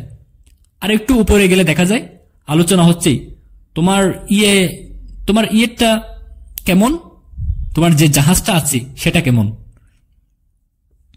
আর একটু উপরে গেলে দেখা যাবে আলোচনা হচ্ছে, তোমার জেট প্ল্যানটা কেমন। আমার তো একটা জেট প্ল্যান আছে, এটার ইঞ্জিনটা ঠিকমতো সার্ভিস দেয় কিনা। আপনারা হয়তো ভাবতে পারেন আমি আবার এইসব ব্যাপারে এত খুঁটিনাটি জানলাম কিভাবে? কারণ আমার এই পেশা, হোক সৌভাগ্য বা দুর্ভাগ্য, আমি যে পেশায় আছি এখানে আমি বিভিন্ন পেশার মানুষের সাথে মিশি, একেবারে ফকির থেকে রাজা পর্যন্ত। আল্লাহ রহমত করেছেন, ফকির থেকে রাজা পর্যন্ত সব ধরনের মানুষের সাথেই মিশেছি আমি। আর যখন সুযোগ পেয়েছি, যখন দেখেছি যে আমার পাশের ব্যক্তিটি বস্তুবাদী, তার কাছে আমি বিষয়টা বলে ফেলেছি। তাদেরকে আমি বলি, আপনার এই গড়িটা $1000 অথবা $10,000 অথবা $1,00,000 হতে পারে। আমার গড়িটা যেটা আমি পড়েছি এটার দাম হচ্ছে মাত্র 1400 রুপি, অর্থাৎ $30 অনেক কম। এটা অনেক দিন আগে কেনা। তারপর আপনার গড়িটার মতো এটা সময়টা সঠিক বলে দিচ্ছে। আপনার গড়িটা যেরকম টাইম, আমার গড়িটাও একই, সেম টাইম। সাধারণ গড়ির দাম মাত্র 1400 রুপি। আলহামদুলিল্লাহ, আল্লাহ আমাকে রহমত করেছেন। আমি যে ব্র্যান্ডের নামগুলো বললাম এর বেশিরভাগই আমি গিফট পেয়েছি। প্রায় সবগুলো তথা ওমেগা, রোলেক্স ইত্যাদি গড়িগুলো আমি গিফট পেয়েছি। আর আমি সবসময় নবী করিম সাল্লাল্লাহু আলাইহি ওয়াসাল্লামের নির্দেশগুলো মেনে চলি, বিদায় আমি আমার এই গড়িগুলো আমার অনন্য খলিক দায়ীদেরকে দিয়ে দিয়েছি, যাতে করে আমি শয়তানের ওয়াসওয়াসা থেকে, শয়তান থেকে দূরে থাকতে পারি। এরকম ঘটনা বেশ কয়েকবার ঘটেছে যে আমার হোস্ট প্রাইভেট জেট প্ল্যান পাঠিয়ে দিয়েছেন। প্রাইভেট জেট প্ল্যানে আমাকে তার দেশে নিয়ে যাবেন। চিন্তা করুন, মাত্র একজন মানুষের জন্য জেট প্লেনের জ্বালানি খরচ হবে, পাইলটদের বেতন আছে, তারপর এয়ার হোস্টেসদের বেতন, তারপর এয়ারপোর্টে ল্যান্ড খরচ। সেজন্য আমার হোস্টেসকে আমি বললাম, আপনি আমার জন্য ইকোনমি ক্লাসের একটা ব্যবস্থা করে দিন।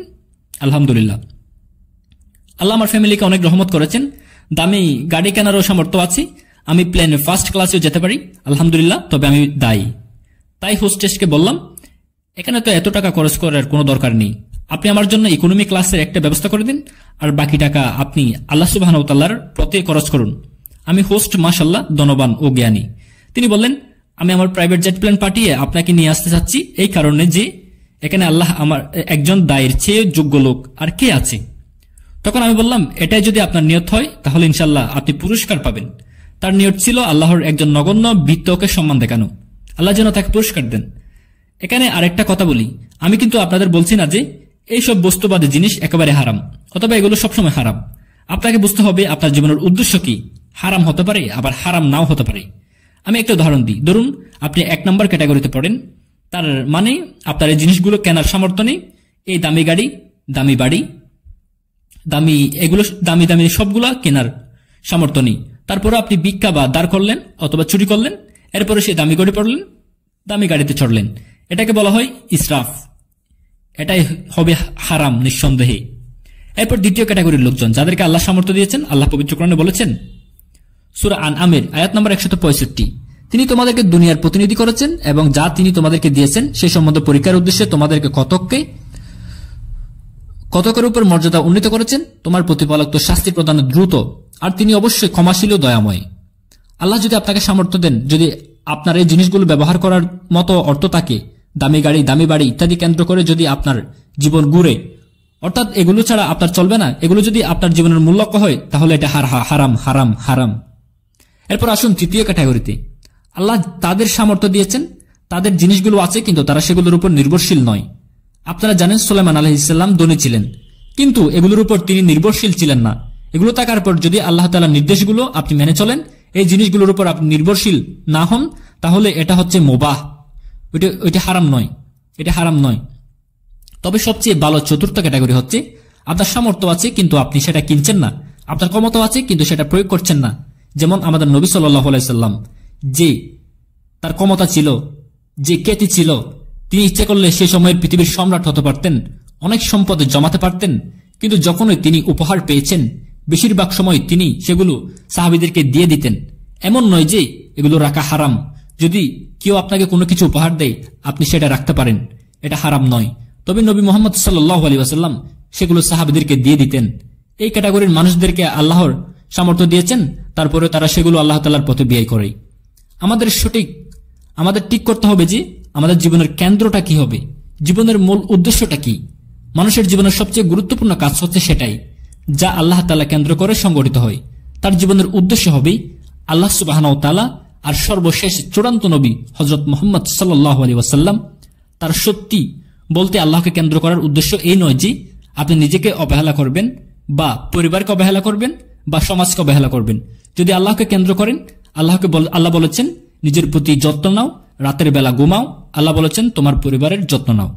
আল্লাহ সুবহানাহু ওয়া তাআলা বাবা মা সম্পর্কে বলেছেন সূরা বনী ইসরাঈলের আয়াত নম্বর 23, তোমার প্রতিপালক আদেশ দিয়েছেন তিনি ব্যতীত অন্য কারো ইবাদত করতে ও পিতামাতার সাথে সদ্ব্যবহার করতে, তাদের একজন অথবা উভয়কে তোমার জীবদ্দশায় বার্ধক্য উপনীত হলে তাদেরকে উফ বলো না এবং তাদের দমকও দিও না, তাদের সাথে সম্মানসূচক কথা বলো।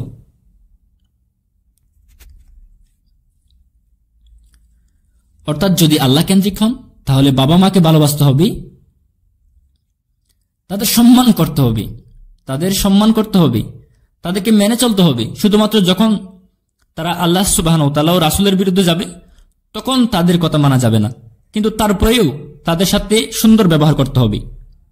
আল্লাহ সুবহানাহু ওয়া তাআলা পবিত্র কোরআনে আরো ইরশাদ করেন সূরা লোকমানের 14 থেকে 15 নম্বর আয়াত, আমি মানুষকে তার পিতামাতার সাথে সদাচরণের নির্দেশ দিয়েছি, মা সন্তানকে কষ্টের পর কষ্ট বরণ করে গর্ভধারণ করেই এবং তার দুধ ছড়ানো হয় 2 বছরেই। সুতরাং আমার প্রতি তোমার পিতামাতার প্রতি কৃতজ্ঞ হও, প্রত্যাবর্তন তো আমারই কাছে। তোমার পিতামাতা যদি তোমাকে পীড়াপিড়ি করে আমার সমকক্ষ দাঁড় করাতে চায়, যে বিষয়ে তোমার কোনো জ্ঞান নেই, তুমি তাদের কথা মেনো না, তবে পৃথিবীতে তাদের সাথে বসবাস করবে সৎভাবে এবং বিশুদ্ধ চিত্তে আমার অভিমুখী হয়েছে তার পথ অবলম্বন করো। অতঃপর তোমাদের প্রত্যাবর্তন আমার নিকট এবং তোমরা যা করতে সে বিষয়ে আমি তোমাদেরকে অবহিত করব। যদি আপনি আল্লাহ কেন্দ্রিক হন তার মানে এই নয় যে আপনি স্ত্রীর যত্ন নেবেন না। নবী করিম সাল্লাল্লাহু আলাইহি ওয়াসাল্লামের হাদিস রয়েছে, তিনি বলেছেন বিশ্বাসীর মধ্যে তারা শ্রেষ্ঠ যারা তাদের পরিবারের যত্ন নেয়, বিশেষ করে স্ত্রীর। আল্লাহ কেন্দ্রিকতার অর্থ এই নয় যে আপনি নিজেকে অবহেলা করবেন বা পরিবারকে অবহেলা করবেন বা সমাজকে অবহেলা করবেন। আল্লাহ সুবহানাহু ওয়া তাআলা পবিত্র কোরআনে ইরশাদ করেছেন সূরা মাউনের আয়াত নম্বর 1 থেকে 7 নম্বর, তুমি কি তাকে দেখেছ যে দিনকে অস্বীকার করে? সে তো সেই যে ইয়াতিমকে দৃঢ়ভাবে তাড়িয়ে দেয় এবং সে অভাবগ্রস্তকে খাদ্যদানে উৎসাহ দেয় না। সুতরাং দুর্ভোগ সেই সালাত আদায়কারীদের যারা তাদের সালাত সম্বন্ধে উদাসীন, যারা লোক দেখানোর জন্য তা করে এবং গৃহস্থলীর প্রয়োজনীয় ছোটখাটো জিনিস সাহায্য দানে বিরত থাকে। আমাদের নবী করিম সাল্লাল্লাহু আলাইহি ওয়াসাল্লাম বলেছেন সেই ব্যক্তি মুমিন বা বিশ্বাসী নয় যে তার নিজের জন্য যেটা কামনা করে অন্য কারোর জন্য সেটা কামনা করে না। সহিহ বুখারীর হাদিস। অর্থাৎ অন্য মানুষের যত্ন নিতে হবে। তাহলে আল্লাহ কেন্দ্রিকতার মানে এই নয় যে সবকিছুকে অবহেলা করবেন, আপনি একটা বিকারের মতো জীবনযাপন করবেন, আপনার প্রকাশ থাকবে আল্লাহ। যদি আল্লাহ তাআলা আপনাকে সম্পদ দেয় তাহলে সেই সম্পদ আপনি আল্লাহ তাআলার পথে ব্যয় করবেন। যদি আল্লাহ তাআলা আপনাকে খ্যাতি দেয় তাহলে সেই খ্যাতি আপনি আল্লাহ সুবহানাহু ওয়া তাআলার পথে ব্যয় করবেন। যদি আল্লাহ তাআলা আপনাকে ক্ষমতা দেয় তাহলে সেই ক্ষমতা আপনি আল্লাহ তাআলার পথে ব্যয় করুন। এই ব্যাপারে সবচেয়ে সেরা দৃষ্টান্ত তথা যার সবকিছু আল্লাহ কেন্দ্রিক ছিল তিনি হলেন সর্বশেষ চূড়ান্ত নবী হযরত মুহাম্মদ সাল্লাল্লাহু আলাইহি ওয়াসাল্লাম। আমাদের নবী মুহাম্মদ সাল্লাল্লাহু আলাইহি ওয়াসাল্লাম আল্লাহ কেন্দ্রিক হওয়ার সবচেয়ে সেরা উদাহরণ। তিনি শুধু মুসলিমদের জন্য রহমত নয় বরং পুরো মানব জাতির জন্য রহমত। আল্লাহ সুবহানাহু ওয়া তাআলা পবিত্র কোরআনে বলেছেন সূরা আম্বিয়া আয়াত নম্বর 107, আমি তো তোমাকে বিশ্বজগতের প্রতি কেবল রহমত স্বরূপ প্রেরণ করেছি।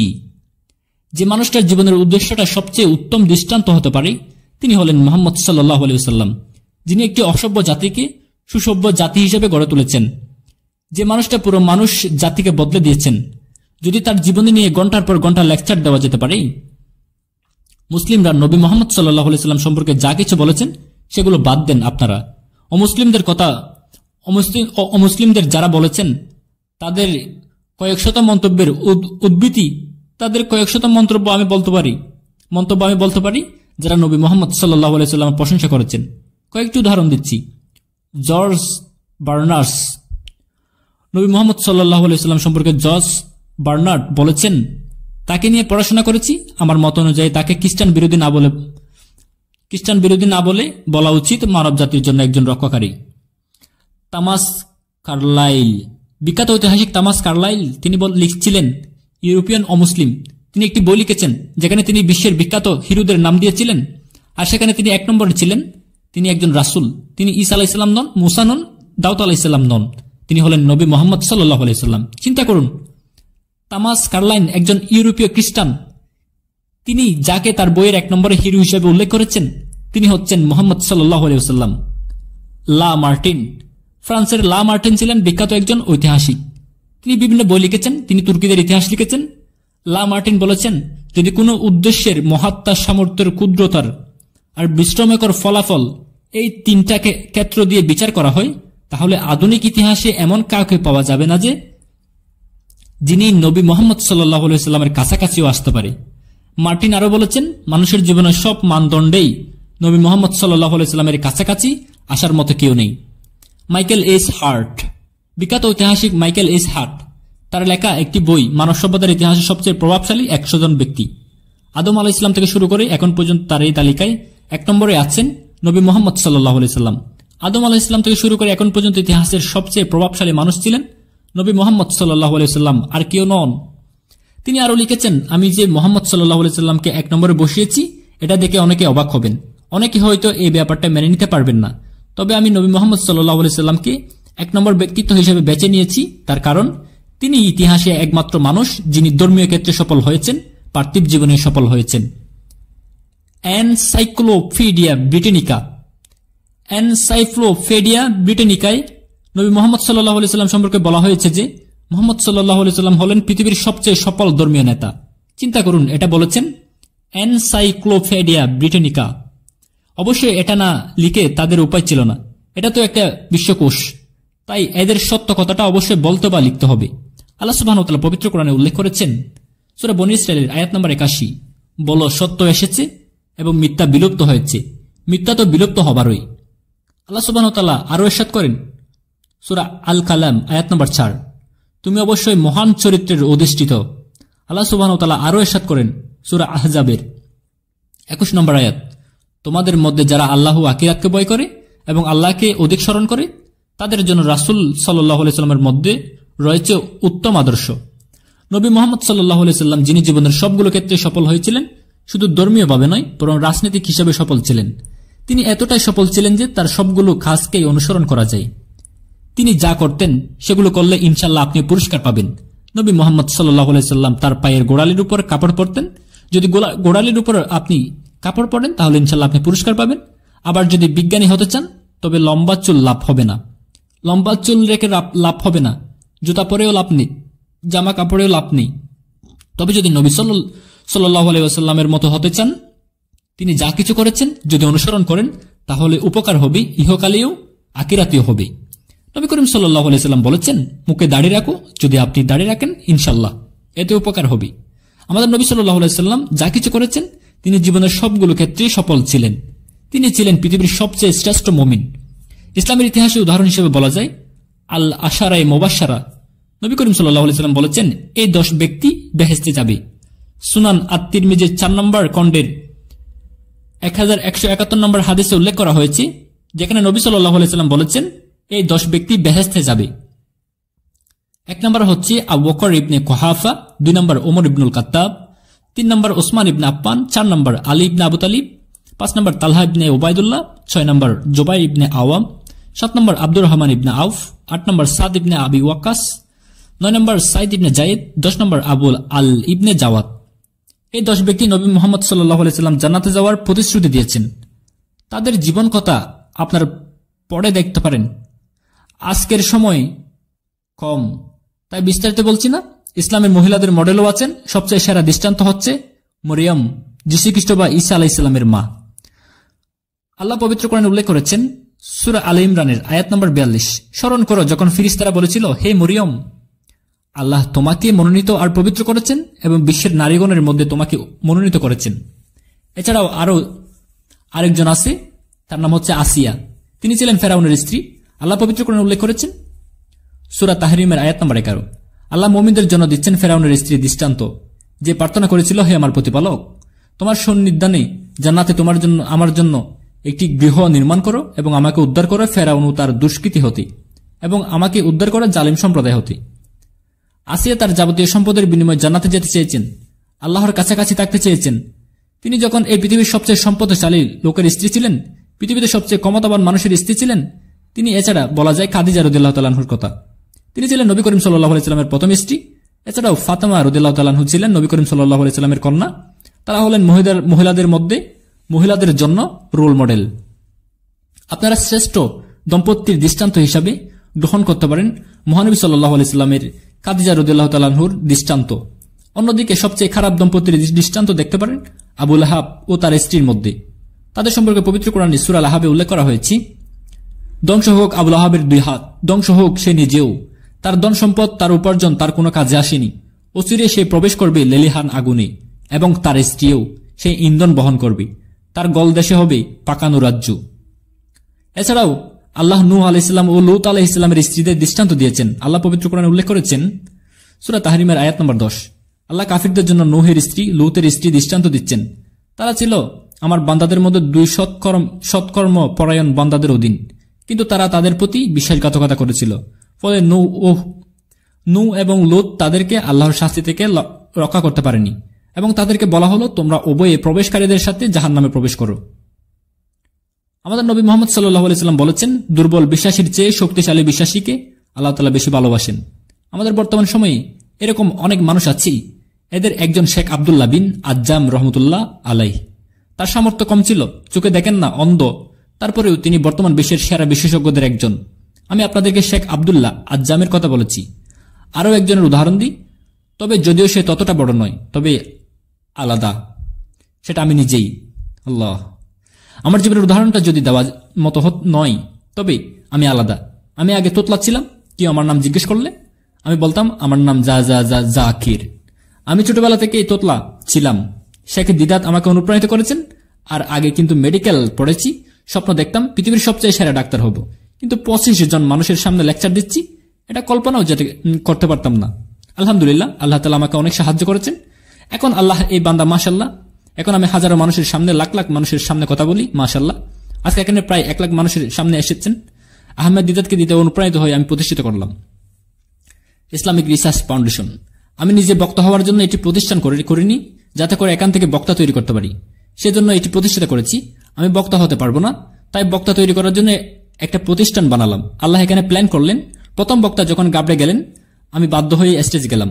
তখন খেয়াল করলাম, যখন আমি মুসলিমদের দাওয়াত দিচ্ছি, তখন আমি তোতলাচ্ছিলাম। মুসলিমদের সাথে কথা বলতে গিয়ে তোতলাচ্ছি, যেখানে স্টেজে সাধারণ মানুষে গিয়ে তোতলাই, যেখানে আলহামদুলিল্লাহ আল্লাহর দয়ায় স্টেজে উঠেই আমি তোতলাই না। এটা আল্লাহ তাআলার বিশেষ রহমত। আল্লাহ আমাকে শরীরের ডাক্তার থেকে আত্মার ডাক্তার বানিয়েছেন। আমি শেখ দিদাতকে জিজ্ঞেস করেছিলাম, তার সাথে প্রথম দেখা হয়েছিল 1987 সালে। আমি ছিলাম তার ড্রাইভার। আমি এই জন্য তার গাড়ি চাচ্ছিলাম, যেন ওনার সাথে বেশি সময় অবস্থান করতে পারি।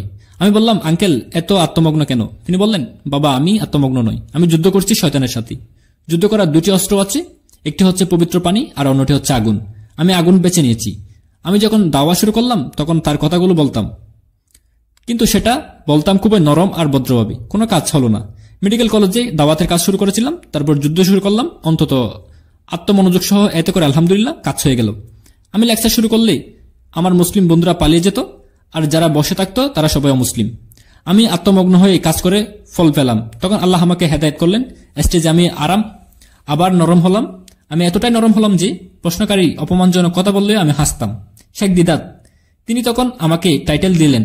প্রথমে তিনি বলেছিলেন দিদাত প্লাস, তারপর সব দেখে বললেন, ওরা তোমাকে অপমান করেছে, তোমাকে অভিশাপ দিচ্ছি, আর তুমি হাসছ। তখন তিনি একটা উপহার দিলেন। তিনি বললেন যে, বাবা আমার যেটা অর্জন করতে 40 বছর লেগেছে, তুমি সেটা 4 বছরে অর্জন করেছ, আলহামদুলিল্লাহ। আপনারা যদি আমার ব্যাকগ্রাউন্ড জেনে থাকেন, তবে দেখবেন আমি জীবনের সব সময় সেরা জিনিসগুলোই চেয়ে এসেছি। সেকেন্ড হওয়াটা আমি কখনোই পছন্দ করিনি। আমার ছোটবেলার কথা মনে আছে, সেরা ইলেকট্রনিক।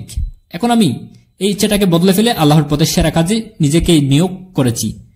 ক্যামেরা চাইলে সেরা ক্যামেরাটাই চাইতাম, সেরা যন্ত্রপাতি একেবারে অত্যাধুনিক। এখন আল্লাহর বাণী প্রচারের জন্য সেরা কনফারেন্সের আয়োজন করেছি, সেজন্য আজকের এই অনুষ্ঠান। পৃথিবীতে এরকম অনুষ্ঠান চালু আছে, যেমন গ্র্যামি অ্যাওয়ার্ড, অস্কার অ্যাওয়ার্ড ইত্যাদি। এসবগুলোর উদ্দেশ্যে হারাম, কিন্তু সেখানকার বিজ্ঞান আর প্রযুক্তিটা ভালো। আমরা ভাবলাম আল্লাহ তাআলার খাতিরে এ ধরনের প্রচার করা যাবে না কেন? এখানে উদ্দেশ্যটা আলাদা। উদ্দেশ্যটা হলো আল্লাহ তাআলার সন্তুষ্টি অর্জন করা। পুরো পৃথিবীটাকে দেখিয়ে দেব যে আমরা মুসলিম, আলহামদুলিল্লাহ আমরাও পারি। তবে এমন নয় যে এটা ছাড়া দাওয়ার কাজ হবে না। তবে আমরা দেখতে চেয়েছি আমরা আল্লাহ তাআলার পথে সেরা কাজটা করব। আমাদের অফিসটাকে তাই বানিয়ে সেরা অফিস। মানুষ সাধারণত নিজের বাসায় ইটালি মার্বেল বসায়, কিন্তু আমি ইসলামিক রিসার্চ ফাউন্ডেশনের অফিসে এই মার্বেল বসিয়েছি। আমার বাসায় কোনো ইটালি মার্বেল নেই, কারণ সেখানে মানুষ আল্লাহ সম্পর্কে জানতে আসবে, সেখানে যেন সেরা জিনিসটাই থাকে। সেই সময় 1990 সালের দিকে কোনো মুসলিম অফিসে ইটালিয়ান মার্বেল এরকমই দেখা যেত না। ছোট থেকে শুরু। আমাদের প্রথম অফিসটা ছিল মাত্র 20 থেকে 25 স্কোয়ার ফিট, মাত্র 25 স্কোয়ার ফিট অফিস ছিল। আর সেই অফিসে কাজ হতো মাত্র কয়েক লোকজন। এখন মাশাআল্লাহ আমাদের অফিসে 400 কর্মচারী আছেন। এটা এখন পৃথিবীর সবচেয়ে বড় দাওয়া ফাউন্ডেশন। সব আল্লাহ সুবহানাহু ওয়া তাআলার রহমত। স্কুলের বিতর্কে আমি খুব ভালো ছিলাম, তবে তখন উদ্দেশ্য ছিল বিতর্কে বিজয়ী হওয়া। এখন উদ্দেশ্য বদলে ফেলেছি। এখন আমি দিনের কথা প্রচার করি, যেটা দিনুল হক তথা সত্যের পথ। এতে অবশ্য আমি ভালো ফলো পেয়েছি। মেডিকেল কলেজে থাকতে আমি দিনে 5-6 ঘন্টা ঘুমাতাম, আর এখন আল্লাহ সুবহানাহু ওয়া তাআলার খাতিরে মাত্র 3 ঘন্টা ঘুমাই। আর আমার সবসময় লক্ষ্য ছিল যে আমি আলাদা কিছু করব, নয়তো সেরা কাজটাই আমি বেছে নিব। আমি এই জন্য আলাদা একটি টিভি চ্যানেল করলাম, যার নাম দিলাম পিস টিভি। আল্লাহ আমাদের এই চ্যানেলটিকে পৃথিবীর সবচেয়ে জনপ্রিয় টিভি চ্যানেল বানিয়েছেন। আমাদের দর্শক শ্রোতা 10 কোটিরও বেশি, মাশাআল্লাহ। আর কয়েকদিন পরে আমার নতুন আরো একটি চ্যানেল খুলেছি, পিস টিভি উর্দু। গত কনফারেন্সে আমি বলেছিলাম ইনশাআল্লাহ জুন অথবা জুলাই মাসে আমার পিস টিভি উর্দু চালু করব। আল্লাহ সুবহানাহু ওয়া তাআলা সেটাও কবুল করে নিয়েছিলেন। এবছর জুন মাসের 19 তারিখে পিস টিভি উর্দু চালু করেছি আমরা। আর এবারে কনফারেন্সে আমি আপনাদের বলছি ইনশাআল্লাহ আল্লাহ সুবহানাহু ওয়া তাআলার যদি সাহায্য করেন, তাহলে আমরা নতুন আরো একটি চ্যানেল করব, পিস টিভি বাংলা। ইতিমধ্যে 2010 সালে পিস টিভি বাংলা চালু হয়েছে অনুবাদক। কারণ বাংলা ভাষার মাশাআল্লাহ পৃথিবীর প্রায় 30 কোটি মানুষ কথা বলে, তাই এটা প্রয়োজন। আমার ইচ্ছা আছে ইসলামিক চ্যানেল হবে সবগুলো ভাষাতেই। আমার ইচ্ছা ছিল এই টিভি চ্যানেলের পাশাপাশি একটা প্রতিষ্ঠান তৈরি করব, যেখানে জীবনের প্রকৃত উদ্দেশ্যের উপরে ট্রেনিং দেওয়া হয়। এটা ভেবে তখন চালু করলাম ইসলামিক ইন্টারন্যাশনাল স্কুল। উদ্দেশ্য হলো আল্লাহ সুবহানাহু ওয়া তাআলার সন্তুষ্টি অর্জন করা। আর আমরা যদি আল্লাহ সুবহানাহু ওয়া তাআলাকে সন্তুষ্ট করতে পারি, তাহলে আল্লাহ সুবহানাহু ওয়া তাআলা আমাদেরকে পরকালে পুরস্কার দেবেন, ইহকালেও আমাদের পুরস্কৃত করবেন। এরকম ইচ্ছা নিয়ে স্কুলটা চালু করলাম। আর আলহামদুলিল্লাহ এই স্কুলের প্রত্যেক ছাত্রছাত্রী, বোম্বে শাখায় প্রায় 400 জন, চেন্নাইতে প্রায় 250 জন, তাদের সকলে ডক্টর জাকির নায়েকের চেয়ে 100 গুণ ভালো শিক্ষা আর পড়াশোনার পরিবেশ পেয়েছে। তবে এখন আল্লাহ ঠিক করবেন এখান থেকে ডক্টর জাকির নায়েক বের হবে কিনা। তবে আমার ইচ্ছা ছিল ভবিষ্যৎ প্রজন্মের সামনে একটা সুযোগ করে দেওয়া, এখানে যেন আমার চেয়ে আরো ভালো শিক্ষা আর পড়াশোনা পরিবেশটা পাই। এখন আল্লাহ সুবহানাহু ওয়া তাআলার সাহায্য করলে সেটা সম্ভব। আমি এখনো আরো একটা উদাহরণ দেব। আমার ছেলে ফারিক নায়েক, মাশাআল্লাহ, এক লেকচারে আমি তার সম্পর্কে বলেছিলাম আমি আরবি ভাষা জানি না, তখন বলেছিলাম আমি আমার ছেলেকে আরবি ভাষা শিক্ষা দেব। আলহামদুলিল্লাহ আমাদের স্কুলের সব ছাত্রছাত্রী আরবি ভাষা জানে। আমার ছেলে আলহামদুলিল্লাহ আমাদের স্কুলের সেরা খেলোয়াড়ের পুরস্কারটা পেয়েছে। 1 বার নয়, 2 বার নয়, 3 বার নয়, 4 বার নয়, সে 5 বার স্কুলের সেরা খেলোয়াড় গৌরব অর্জন করেছিল। আমি তাকে উৎসাহ দিয়েছি, কারণ আমার ভালো লেগেছিল। আমি যখন স্কুলে ছিলাম তখন এগুলো আমার খুব ভালো লাগতো। আমি দৌড় প্রথম হব, গোল্ড মেডেল পাবো, এটা ভাবতেই তো ভালো লাগতো। সবাই ভাবতো 100 মিটার দৌড়ে প্রথম হয়েছে, স্কুলে আমি কখনো মেডেল পাইনি। তারপর কলেজে উঠে আমি বুঝতে পারলাম যে মাশাআল্লাহ আমি দূরপাল্লা দৌড়ে ভালো। মেডিকেল কলেজে আমি গোল্ড মেডেল পেলাম 10 কিলোমিটার দূরে। তারপর বুঝতে পারলাম গোল্ড মেডেল মূল্যহীন, দূর থেকে দেখলে তা ভালোই, কিন্তু গোল্ড মেডেল দিয়ে কি হবে, দৌড়ে প্রথম হয়েছি, মেডেল পেয়েছি, বেশ হয়ে গেলাম। তারপর শেখ দিদাত দেখলাম, বুঝলাম এই তো আসল মানুষ। এরপর আমার ফোকাস বদলে গেল। তিনি তখন আমাকে বললেন যে বাবা, আমি খ্রিস্টান ধর্মের সাথে ইসলামকে তুলনা করে রিসার্চ করেছি, তুমি অন্য ধর্মগুলো রিসার্চ করো। শেখ দিদাত আর তার কাজগুলো এত ভালোভাবে করছেন যে শেখ দিদাতের বইগুলো পড়লে আপনি সব রেডিমেড পেয়ে যাবেন, আর খ্রিস্টান ধর্মযাজকদের সাথে বিতর্ক করতে পারবেন। তখন আমি পড়লাম হিন্দু ধর্ম, শিখ ধর্ম, জৈন ধর্ম, বৌদ্ধ ধর্ম, বিজ্ঞান, ইতিহাস ও অন্যান্য সাবজেক্ট। মাশাআল্লাহ আমি শুনেছিলাম শেখ দিদাতের একটি বিতর্ক সবচেয়ে বেশি লোক এসেছিল বার্মিংহামে। সেখানে উপস্থিত হয়েছিল 12,000 মানুষ। আল্লাহ সুবহানাহু ওয়া তাআলা আমার পথ খুলে দিলেন। আল্লাহর ইচ্ছা মাশাআল্লাহ আমার ছেলে কোরআন হাফেজ হয়েছে মাত্র 13 বছর বয়সে। সে পবিত্র কোরআন হিফজ শেষ করেছে। দিনে 1 ঘন্টা সপ্তাহে একদিন করে সে কোরআনে অধ্যয়ন করেছে। লোকজন বলতো জাকির পাগল হয়ে গেছে। প্রতিদিন 1 ঘন্টা করে, তাও আবার সপ্তাহে 5 দিন।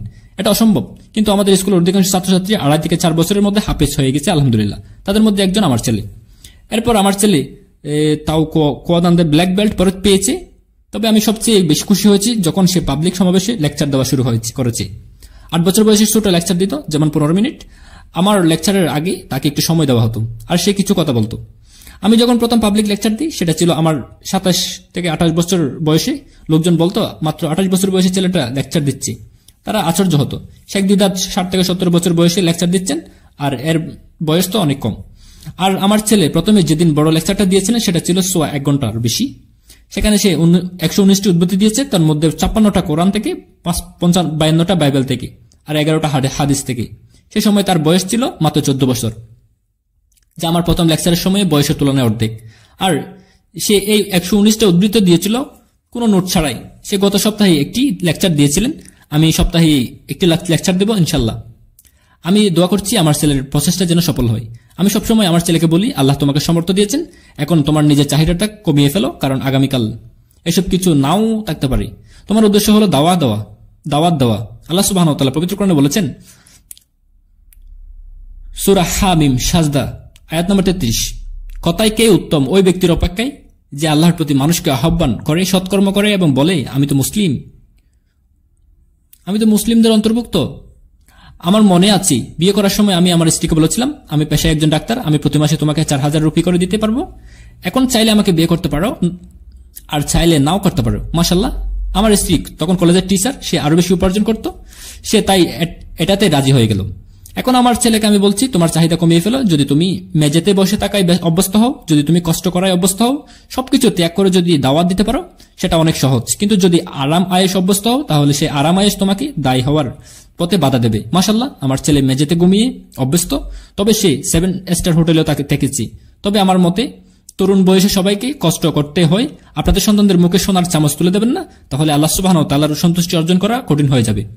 সন্তানের ভবিষ্যৎ চিন্তার সময়কাল জীবনের বিভিন্ন স্টেজে আমাদের খেয়াল রাখতে হবে যে আমাদের এই উদ্দেশ্যের জন্য সঠিক থাকে। আমি আরো একটি পয়েন্ট বলি, যখন আমাদের স্কুলে কাউকে ভর্তি করা হয় তখন বাবা মাকে আমি জিজ্ঞেস করি সবচেয়ে সেরা কোন সময়টা, সবচেয়ে লেটেস্ট কোন সময়টা, যে সময় আপনি আপনার সন্তানকে ভবিষ্যৎ নিয়ে চিন্তা করবেন। এর জবাবে কেউ বলেছে যখন সে কলেজে যাবে, আবার কেউ বলেছে যখন সে স্কুলে ভর্তি হবে, অনেকে বলেছেন না সে যখন কিন্ডারগার্টেনে ভর্তি হবে। কেউ উত্তর আমাকে এর আগের সময়ের কথা বলেনি। ইসলামিক নিয়মে একেবারে লেটেস্ট যে সময় সন্তানের ভবিষ্যৎ নিয়ে ভাববেন সেটা হচ্ছে যখন আপনি বিয়ে করবেন তথা আপনার জীবন সঙ্গীকে বেছে নেবেন। যখন আপনার জীবন সঙ্গীকে বেছে নেবেন তখন চিন্তা করবেন যে আপনার সন্তান কি হবে, কারণ সন্তানের বাবা এবং মা এরাই সেরা শিক্ষক। শুরুতে প্ল্যান করতে হবে, এটা একেবারে লেটেস্ট। এ সময় থেকে সন্তানের ভবিষ্যৎ নিয়ে চিন্তা করবেন। একজন মানুষ কিভাবে জীবনযাপন করবে সেটা আর একবার সংক্ষেপে বলছি। 1 নম্বর হচ্ছে, সন্তানকে যখন পড়াশোনা করাবেন তখন খেয়াল রাখবেন সে যেন এমন কোন স্কুল বা কলেজে লেখাপড়া করে যেখানে আখিরাত বা পৃথিবী দুটোর উপর গুরুত্ব দেওয়া হয়। শুধুমাত্র ইহকালের ডিগ্রি দিয়ে কোনো লাভ হবে না, এমন স্কুলে পড়াবেন যেখানে ইহকাল ও পরকালের দুটোকে গুরুত্ব দেওয়া হয়। 2 নম্বর, খেয়াল রাখবেন তার বন্ধুদের জীবনের উদ্দেশ্য যেন একই রকম হয়, বন্ধুরা যেমন ইসলামিক হয়।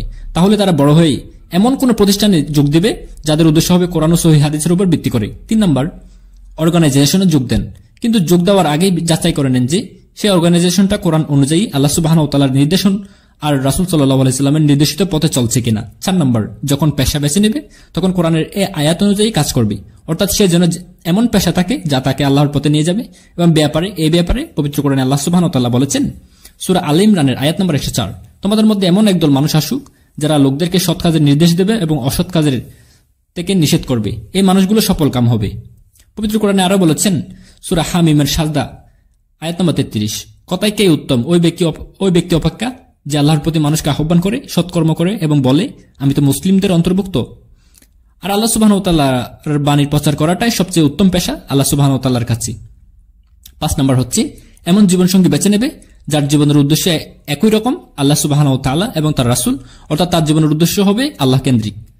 আমার লেকচার শেষে, আজকের এই ভিডিওর এবং লেকচারের শেষে আগে আমি পবিত্র কোরআনের আরেকটি উদ্ধৃতি দেব।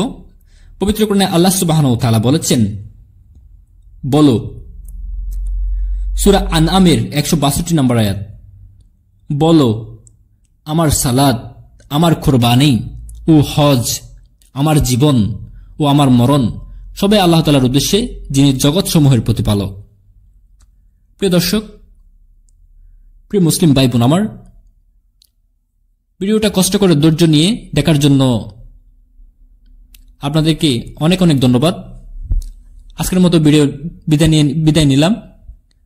আজকের মতো ভিডিও পর্যন্ত। আপনারা যারা আমাদের চ্যানেলটি সাবস্ক্রাইব করেন নাই, আমাদের চ্যানেলটি সাবস্ক্রাইব করে পাশে থাকবেন এরকম ইসলামিক গুরুত্বপূর্ণ ভিডিও পাওয়ার জন্য। খুদা হাফেজ। আসসালামু আলাইকুম ওয়া রাহমাতুল্লাহ।